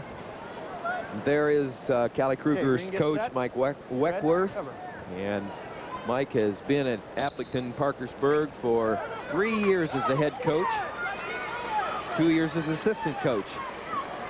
Here we are in that leg in position by Kruger, and he's got to be active on top because he's... Yeah, pretty soon he's got to decide whether he's just going to let him go and go in the for takedowns, because he's already taken him down by one. But this underneath man, Derek Mater, has to explode and come out, and he does. No points yet. No points. No points. Official's waiting to see if it's a reversal. So he's going to call it a reversal instead of 1 and 2. That's why the official waits. And now Mater has Kruger with a crossface and a double arm tie-up, and he's trying to put him on his back here. And he's low in there. He didn't get Kruger any out to face him. Even up, 3-2 now in favor. We're neutral. 3-3. That makes it 3-3. On the 3A mat, Jason Crooks from Fort Madison is up 6-3 over Sartori Snow from Cedar Rapids Prairie right now. And there's the coach, Greg Andrews of Derek Mater for Corning. Greg's been at Corning for 4 years as the head coach, 9 years altogether. 3-3. Okay, up and on your lines. They haven't met this year, as we said, but last year they met twice, and Mater was the winner both times, although Kruger has been rated higher this year, all year, and he's undefeated. Double leg, good move. Kruger got all the way in with a double leg and picked up a quick takedown, 5-3. That's the most dominating move either man has made. Derek Mater is Greg Andrews' first finalist as a head coach. And so he's real proud. He says he's just a very youthful and exuberant young man. Return to the mat. 35 seconds to go in the second period at 189 pounds. One green, neutral. That's a point for Mater for getting out. Makes it 5-4. He trails by a point. Kruger does the shot, and Mater may score off it. 2. He did, and he takes the lead by 6-5. Whoa, that's a turnaround right here. Mater coming after, and he says, I knew how to beat this guy. I beat him twice last year. Yeah, and again, he's in that crossface. Oh, he's getting back points this time. 3. Boy, he turned this around, and he's in a good spot here right at the end of the period. That's 3-point near fall. A 3-point near fall, Tim. That makes it 9-5 in a hurry. Well, he's a 3-time state qualifier, and he was third last year, and so he knows what it is to be here, and he just wants to end his career with a state championship. 9-5. It's taken him a while to turn around, but he's moved into this third period with a 4-point lead now. Kruger is underneath. Mater's... That's me. That's me. Okay, Mater has hit Kruger with a crossface twice. There he's going across for it again. And Kruger has not been able to stop it. And there he goes again with a cradle. And Kruger is and a reversal. That's what happens when you sometimes when you go into those positions. 9-7 now in favor of Mater. Going into third period, Fullhart, Bob Fullhart from and Kruger has a cradle off of that high tripod. Boy, we're rolling out there now, Doug. He's probably thinking to himself, now why didn't I try that the last time? Going into the third period, Fullhart, Bob Fullhart from Decorah is leading 2-0 over Tag Knoll from Sheraton. 9-7 here at the 1A match. 1A match with 189-pounder. Callie Kruger in the top position here, but he trails by 2 against Derek Mater in the black uniform from Corning. Well, he's got to do more than he was able to do earlier with the top position right here. There he goes for the cradle again. Yep, but it slipped, and he's going to lose the reversal, I think. Yes. 11-7. Things are looking good. And here's that crossface again, Tim. He drives it through. He's really been tough with that. Kruger is able to get up to his base right there, and that's the best way to work against a crossface or any kind of move from the top is keep your base. But the man on the bottom, Kruger, has now 40 seconds to make up 4 points. Right here, green. This time Mater is warned. Jim McCord says you have to do more on top. Okay, red, get set. Green, cover. On the whistle, again the crossface. He's able to break down Kruger there. Kruger just got to his base, but he didn't explode and come out. Show me your building under there. Well, you know, the difference has been, I think, really the way here we go, Doug. Mater has been made on top. Cradle. Whoa. Well, Kruger was able to roll through, and now he has Mater on his back. Oh, 15 seconds. And it's going to be enough for a win. Because it's a three-point near falling up here. Oh, my goodness. Holy cow. That's an example of never giving up. I think Churchill said it about 6 times, 10 times at Harvard one time. Never give up. And that is what a comeback win. Had it in control, and then Mater came from behind and went ahead, and then here it is. And he kept his #1 position. Let's see if we can take another look at that. That was a big, big win. Here it comes, a cradle. Here it is, the cradle right here. And he went right through. He went right through, and see, this was a tactical error probably for Mater, but you've got to just, your heart goes out to him because he was going after it. And now here comes Kruger, rolled through, put Mater to his back for the fall. And if Mater would have just ridden on top, squeezed him with a half, you know. But he was going to get points, and he had it. He had the cradle locked up. Yeah.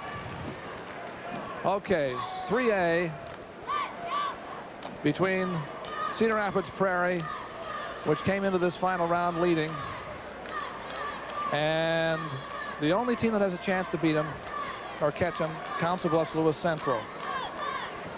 And what happens here is it's 10-4, and if Prairie loses, it goes Lewis Central and Prairie at heavyweight. They go head-to-head, and if Lewis Central pins Prairie, they win by half a point. And Jason, boy, and Jason Crooks is winning over Satori Snow, 10-4. Came in with a 22-1 record. Satori Snow came to Iowa because he wanted to be a good wrestler, and he was a state champion in the state of Washington. We figured it might be tougher in Iowa. Here they are, and it has been tougher. By the way, Bob Fullhart won 5-0 over Tag Knoll of Sheraton at 2A for a state championship. Seen a lot of head manages tonight. Reversal. 12-4 in favor of Crooks. There it is. 5.5 points behind, and if they pin, they win the championship. If they win, they finish second, and if they lose, Lewis Central will finish in a tie for second. So Pleasant Valley, you see, is in second place tied, but they don't have anybody left. They didn't have anybody in this final round, and so their 71 was fixed. Cedar Falls right in there behind. Cedar Falls, Gene Doyle saying, I just needed one more win somewhere. Now it's 12-8. Getting a little closer. 12-8 is Satori Snow trying to put his man on his back. Trying to give his team a championship here, comeback. 13-10 now, and there's a warning against Crooks of Fort Madison. 14-10 with 18 seconds to go and counting here.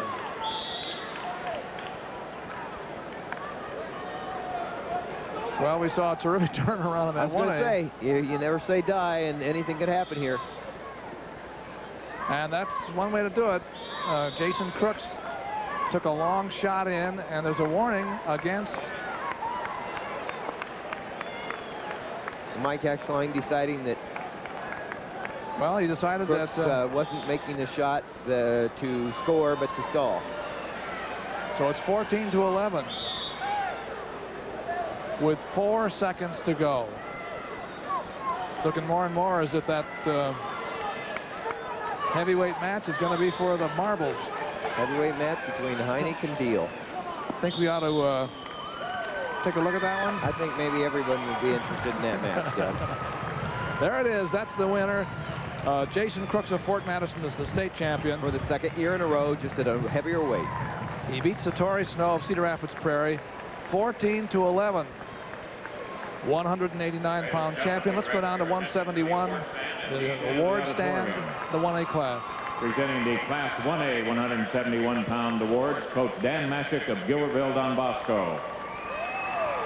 6th place, Jason Payne, Columbus Junction. 5th place, Cody Weidman, Parkersburg, Applington. 4th place, Ryland Bust, Jewell, South Hamilton. 3rd place, Dan Sommerfeld, North Lynn, Cogan. Runner-up, Paul Jen, West Hancock, Brett. And the Class 1A 171-pound champion from Gilbertville, Don Bosco, Lee Weber. Lee Weber, continuing the success of the Weber family and of the Gilbertville Don Bosco program, under Dan Mashik. Lee Weber, the champion, undefeated season, 39-0. 39 wins, no losses. Now we're going to AA. You said we're going to look ahead to that heavyweight. We'll settle the 3A championship. Bob Dyer of Glenwood. 6th place, Craig Clark, LaPorte City Union. 5th place, Robert Rothler, Emmitsburg. 4th place, Kevin Reddick, Knoxville. 3rd place, Ross Harbison, Adel DeSoto, Minburn. Runner-up, Ryan Kinsella, Preston. And the Class 2A 171-pound champion from Glenwood, Dane Lundvall. Glenwood gets a champion, and there he is. 171-pounder.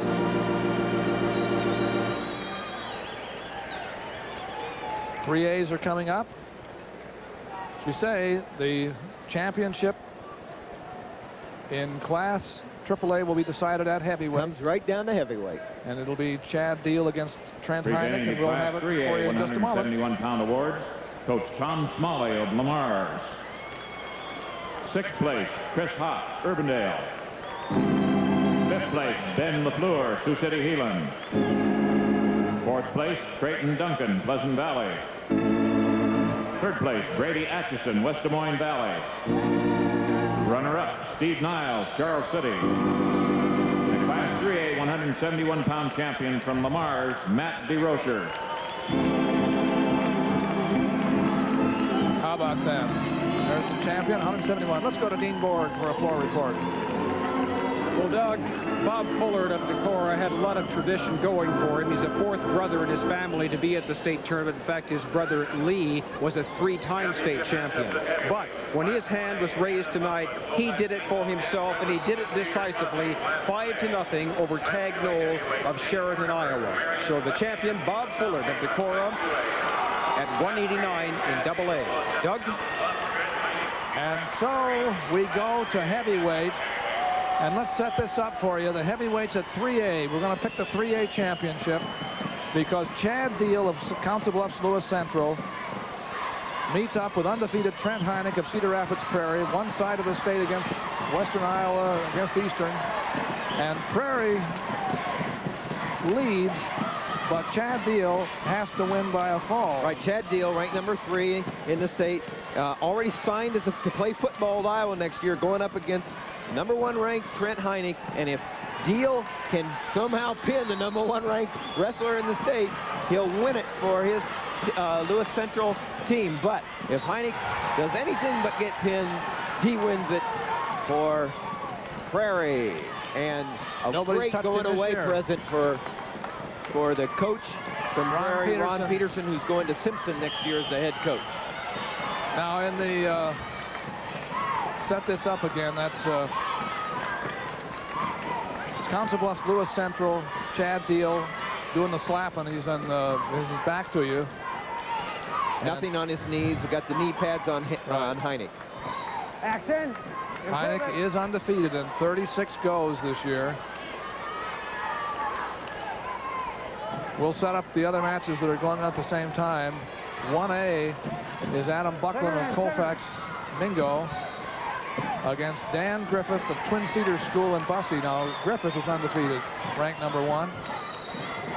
In the AA, Nate Warneberg of Marion wrestles undefeated Wes Hand of South Tama School in Tama, Iowa. Well, for a match this important, let's have, why don't we get the official of the year to referee it for us. That's Keith Pullman of Charles City out there. More technique, less pushing.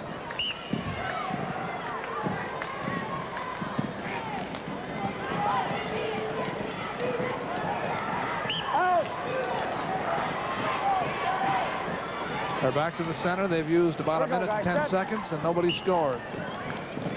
Again, that's Heineck. I got it. Hold it, guys. Who got hit in the mouth. Got hit in the mouth right there. Heineck was third in the state at heavyweight last year, and he's a pinner. So, I mean, the odds are stacked against These are the team standings as we told you about them. Now, as a matter of fact, if Council Bluffs Lewis Central has to win or they finish in a tie for second. Right, they can do no worse than second place. But Council Bluffs Lewis Central, anything on the winning side moves them ahead of Pleasant Valley. And I think you guys and Sheriff will do that. As are the 3A standings as we have them. Pleasant Valley didn't have any finalists, so they had 71 points coming in, and that was the best they were going to be able to do. They were the first-ranked team most of the year. You're just going to have to stand near a vampire and lick it. There you see Chad Deal. Over on 2A, minute and a half left. It's a 3-1 in favor of Wes Hand, who's 42-0 at Pema. And we're going to take a look at 2A. This is Nate Warnerberg against Wes Hand. Undefeated Wes Hand. And Hand just got a takedown to make it 5-1. Hand was second in the junior nationals last year. He's going to the University of Iowa. Somebody looks like they're about to get pinned at the 1A mat too, by the way. We're back in action again on 3A between Chad Deal and Heineck. With no score. Big fall. 1A did end in a fall. Dan Griffith of Twin Cedars finished undefeated. He pinned Adam Buckland of Colfax Mingo. Here we are at the heavyweight between the two teams that have a chance to win this state championship. Council Bluffs Lewis Central and Cedar Rapids Prairie. 2-on-1 Russian tie-up by Heineck, and he drops down off it. Unable to score, so we come back up to the tie-up again. Again, he has that 2-on-1. He likes to work off that. Now goes into a double leg at the edge of the mat, but it's out of bounds with 2 seconds to go in the first period.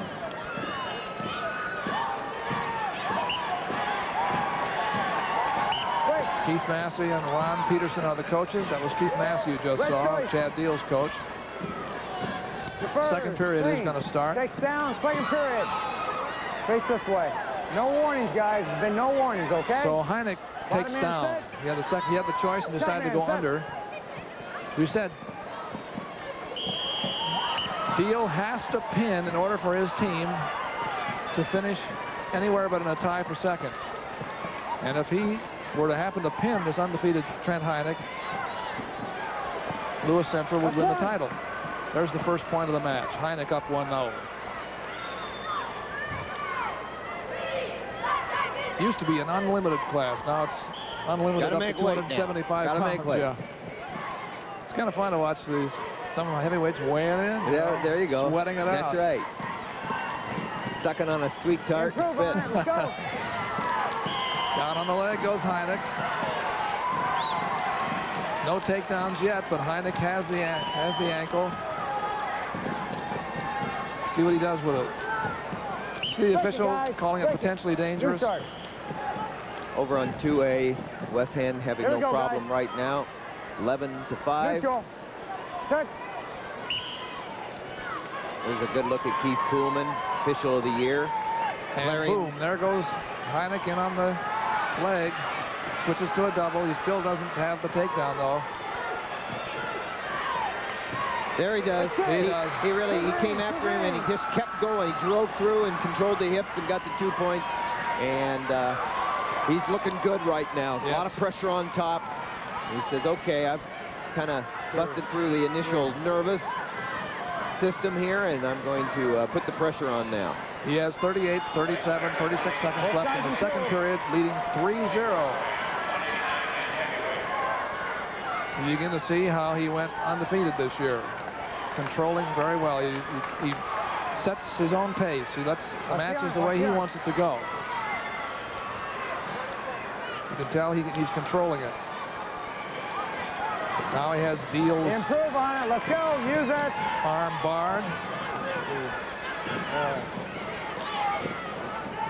And Deal's just absolutely flat. He's not going anywhere here. Period's over. Break. So we're 2/3 of the way through. It's 3-0 in favor of Hynek over Deal. Takes down. Hynek looking to bring the trophy home for the Cedar Rapids Prairie team, and a championship as a going-away present to their coach Ron Peterson. Here comes Hynek over Deal. Start the third period.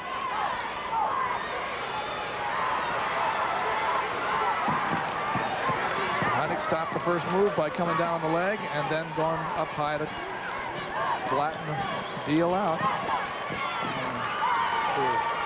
And a 19-8 score over on the two-way mat. And the winner is Wes Hand over there to stay undefeated. He won for South Tama, championship for Wes Hand, coached by Jay Hosky. Here you're seeing Trent Hynek control Chad Deal very handily. Although the score is 3-0, Hynek has done a solid job.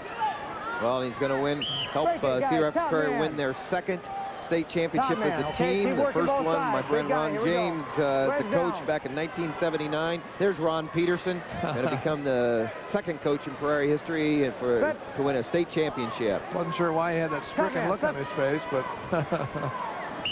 his man is up by 3. He'd like to win a state title and then go down to Simpson and still down red. Have the same kind of success he did at Prairie. Good coaches in that Iowa conference, you know. Simpson, some of those people in there. Oh my, yeah, with Jim Miller at Wartburg and Al Baxter at Buena Vista, Mac McCready and Kevin Azinger, all of them. Azinger at Central, McCready at Upper Iowa, and Randy Stewart at Loras. Man, I'll tell you, that's a great conference. Hynek controlling, leading by 3-0 with 50 seconds to go. He's going right out front because he has the arm barred and he feels confident out there. Now you're stalling. 1 red. You got to use it. Oh, 3-1. 3-1. Now 38 seconds left. It's new life. Red's down. But for Council Bluffs, Lewis Central, to win the title, it has to be more than a decision. It has to be a fall. And Hynek has controlled this match, and he looks like a state champion. Half a minute to go. Half a minute to go in the state championships on Iowa Public Television, live from Veterans Auditorium. We had more than 12,000, what would you say, 800, almost 12,900 people here. 1 green. There's a point for Hynek, with Deal being called for inactivity. We're 8 seconds from the end. Out, still down. 4 seconds as they go out of bounds. Right, still down. Well, we've enjoyed it. And I'm sure Cedar Rapids Prairie is enjoying it right now, knowing that they have a title locked up. Columbus Junction. There it is. And Davenport Assumption, and now Cedar Rapids Prairie. The 1A, 2A, and 3A championships decided here in Veterans Auditorium. The winner is Matt Hynek, and his season goes without a loss. Undefeated, 4-1, winner over Chad Deal of Lewis Central. Parkersburg-Applington. 189. 6th place, Brandon Wheelander, Rockwell City Lytton. 5th place, Matt Grimm, Maynard West Central. 4th place, Justin Sheath, Columbus Junction. 3rd place, Scott Pospisil, Mount Vernon. Runner-up, Derek Mader, Corning. And the Class 1A 189-pound champion from Parkersburg-Applington, Callie Kruger. 1A champion Callie Kruger. Let's go to Dick Trotter. All right, Doug, your heavyweight in 1A competition. Your heavyweight champion is Dan Griffin of Twin Cedars, Bussey. as he flattened his opponent from Colfax Mingo, Adam Buckland, in 1 minute and 20 seconds left in the second period. He led only by a margin of 3-2 when that took place. And there you see a happy young man. Let's go to Dean. Well, let's go back first to the award stand. Sixth place, Chris Haugen, Pleasantville. Fifth place, Bill Havard, Osceola Clark. Fourth place, Eric Short, Clarion Goldfield. Third place, Pete Donahue, Emmitsburg. Runner-up, Tag Knoll, Sheraton. And the Class 2A 189-pound champion from Decorah, Bob Fullhart. State champion, the Fullhart family from Decorah, Bob Fullhart. Let's go to Dean Board for another floor report. Congratulations, Bob Fullhart. Wes Hand came into this meet tonight unbeaten, 42-0. He's from Tama, South Tama. He just toyed tonight with Nate Wernenberg of Marion. He just would take him down, let him up, take him down, let him up. 9 takedowns and 1 escape for 19 points for Wes Hand, as he is a state champion, defeating Nate Wernenberg, who had 8 gift escapes. Let's go back to the PA announcer for more of the awards. Dave Williams of Fort Madison. Sixth place, Aaron Tecklenburg, Marshalltown. Fifth place, Robert Cole, Des Moines North. Fourth place, Mick Daggy, West Des Moines Dowling. Third place, Tony Whelan, Cedar Falls. Runner-up, Satori Snow, Cedar Rapids Prairie. And the Class 3A 189-pound champion from Fort Madison, Jason Crooks. There he is, the champion, Jason Crooks for 3A at 189. Let's go to Dean Board for an interview. Well, it's a very happy coach here. He's Ron Peterson of Cedar Rapids Prairie. Came right down to the wire, Ron. Yeah, it did. You know, our kids just had a great week. They had a great tournament, and we were able to cap it off with Trent Hennick. Trent Hennick went undefeated this year and able to win the match to win us the state championship. Just an awesome feeling. Well, I'm sure it is, and it's going to be a good night's sleep maybe for you tonight. Are you going to be able to come back next year with another state champion? What do you got there for strength next year? Well, I've accepted a job at Simpson College in Indianola next year, so the Hawks have got a lot of people in the pen, though, and they'll be back contending for that title next year. We're going back to the award stand. Fifth place, Thad Sheldon, Mason City Newman. Fourth place, Mark Yeoman, Eldora, New Providence. Third place, John Scranton, Solon. Runner-up, Adam Buckland, Colfax Mingo. The Class 1A heavyweight champion from Twin Cedars Bussey, Dan Griffith.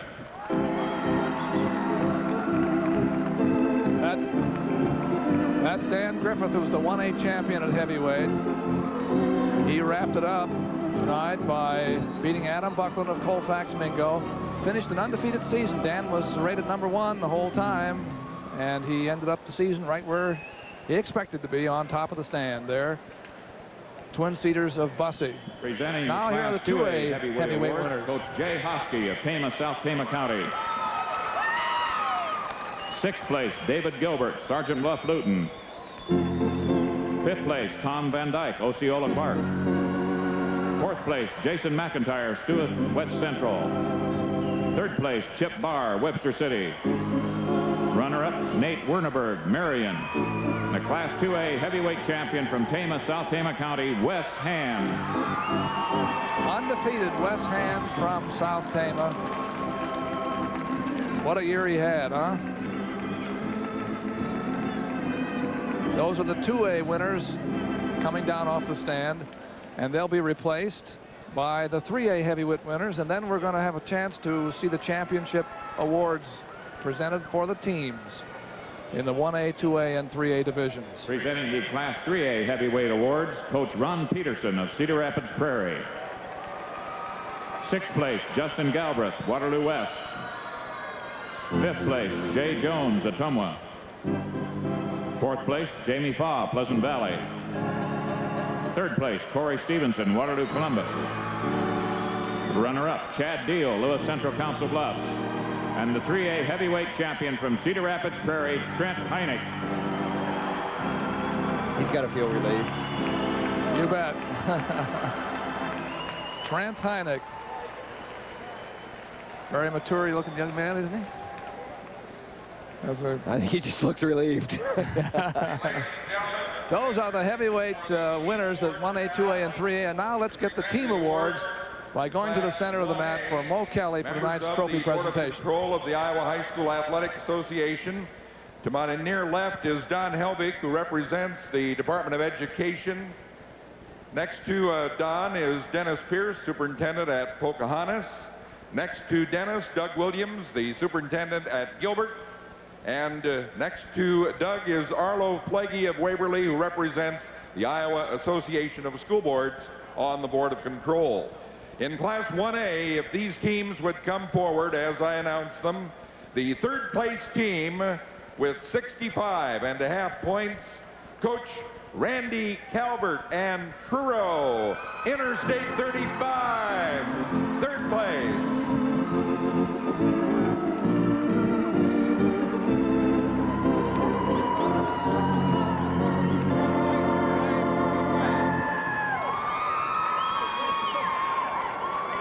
The runner-up team in Class 1A, they had 66 points.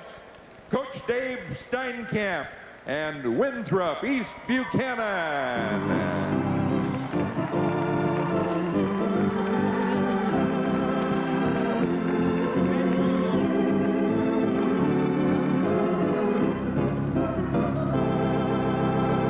And our championship, Class 1A champions, 109 points, Coach Bill Pleen and Columbus Junction.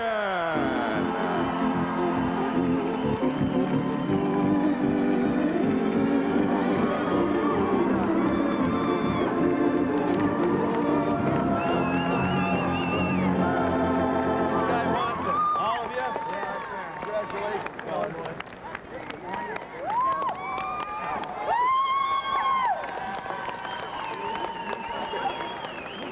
Let's turn now to Class 2A, and assisting Mr. Flagey and Mr. Williams will be Board of Control members Bob Nielsen, Superintendent, Westside Arweva, and Eldon Pyle, Superintendent, Olwine. In Class 2A, the third place team, if they'd come forward, 74.5 points, Coach Rod Gall and Osceola Clark. There's the Coach of the Year getting his third place trophy, Rob Gold, and he was Coach of the Year for 2A.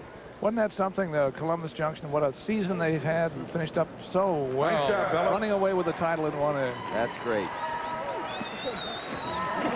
Bill Pleen getting his Coach of the Year for Columbus Junction and kind of getting the well, you know, double thing. Yeah, and you always feel a little disappointed until you see that trophy, and then all of a sudden, 2A, gee, we with finished third. 85.5 points, Coach Steve Shirk and Wilton. Steve Shirk, what a great year. What a great run at the title. 3 individual titles there at the end. I know they're a little disappointed probably that they came up a little short, but they got to be happy. They're taking 3 championships home. That's right. Steve Shirk's done a great job at Wilton. Spent a lot of time, a lot of sweat there. Yep, I remember Wilton when it was a Junction. And the championship team, that's how far back some of us go. They had 89.5 points. Coach Wade King and Davenport Assumption. First title for Davenport Assumption. Congratulations, Coach King. That's something when you can bring it home for the first time. Yeah, and they had to come through in the finals to get the job done, and they did.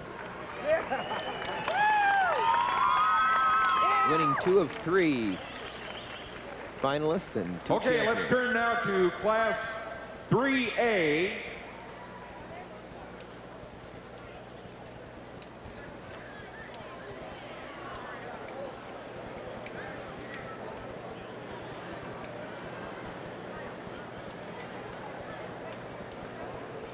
Assisting with Mr. Flagey and Mr. Williams with the presentation is Terry Egan, the principal at Oskaloosa High School. And in 3A, a very tight race, we had a tie for second place with 71 points. First of all, Coach Royce Duncan and Pleasant Valley. They come forward.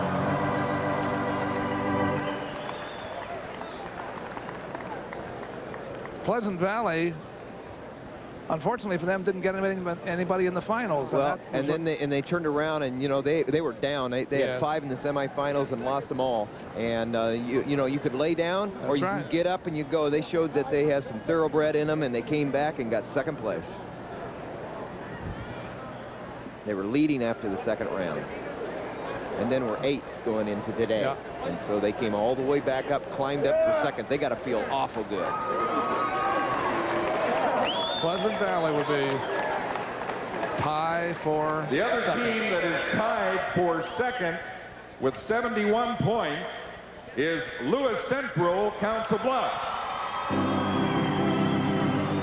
Heath Massey and Mark Schwab, assistant coach Mark Schwab, and Lewis Central Council Bluff team.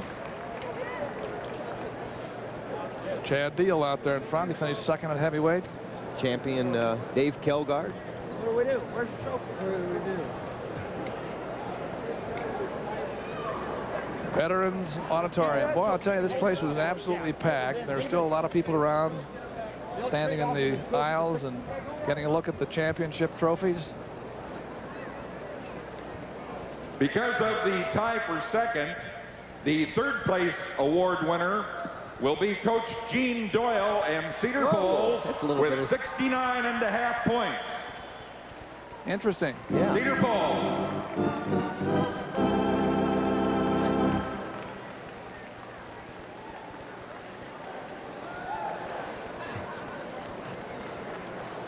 Maybe Cedar Falls was a little bit surprised by this, I think. Maybe it's because here they come. any way you They're cut waiting it. for 'em. Yeah. 3rd place, Cedar Falls, Coach Gene Doyle. Yeah, they are surprised. They don't have they're ecstatic.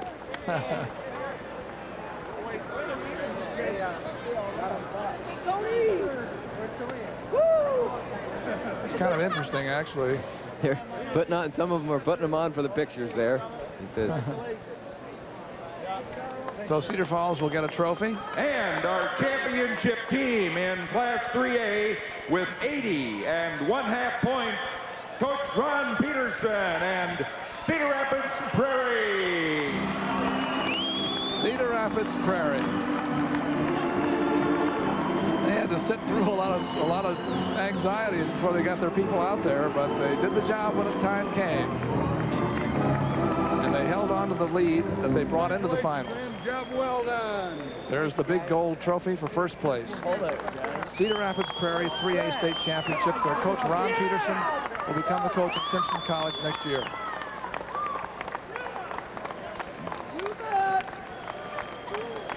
The 69th annual high school wrestling championships and the 24th that we brought you since 1972. Now, if you teams would please report to your respective mats for pictures, and also we'll want the individual. You know, it's been an interesting tournament again tonight. We think of all the young men who are going to be famous not only in Iowa but somewhere, maybe all around the world when the time comes, because there's so many great wrestlers that have come out of this state and out of this tournament. I think there were some fantastic matches tonight. I thought it was great. Again, you know, the almost 13,000 that were watching this, and every year some dreams come true and some are shattered, but it was a great night. Now, you know, as you said earlier, it gets to be a cliche. You know, we talk about how good the tournament is, Just but it keeps really, getting better, but it really right? is. I'll tell you, we want to thank, too, Dick Trotter and Dean Borg, our veteran floor reporters. Can't tell you how great it's been over 24 years having people, everybody who does the air work, everybody who's on it knows something about the sport, you know. That isn't always true in wrestling coverage, but these people, Tim and Dean and Dick, you know, they can all do any job we have here. And labor of love, I'll tell you. It's the greatest sport in the whole world. And it's tonight, you saw the championships of the state of Iowa, and we love to bring them to you live here on Iowa Public Television. Wherever you are in the state, folks all over the state have people here, grandmothers, nieces, nephews, grandfathers, brothers and sisters, fathers and brothers.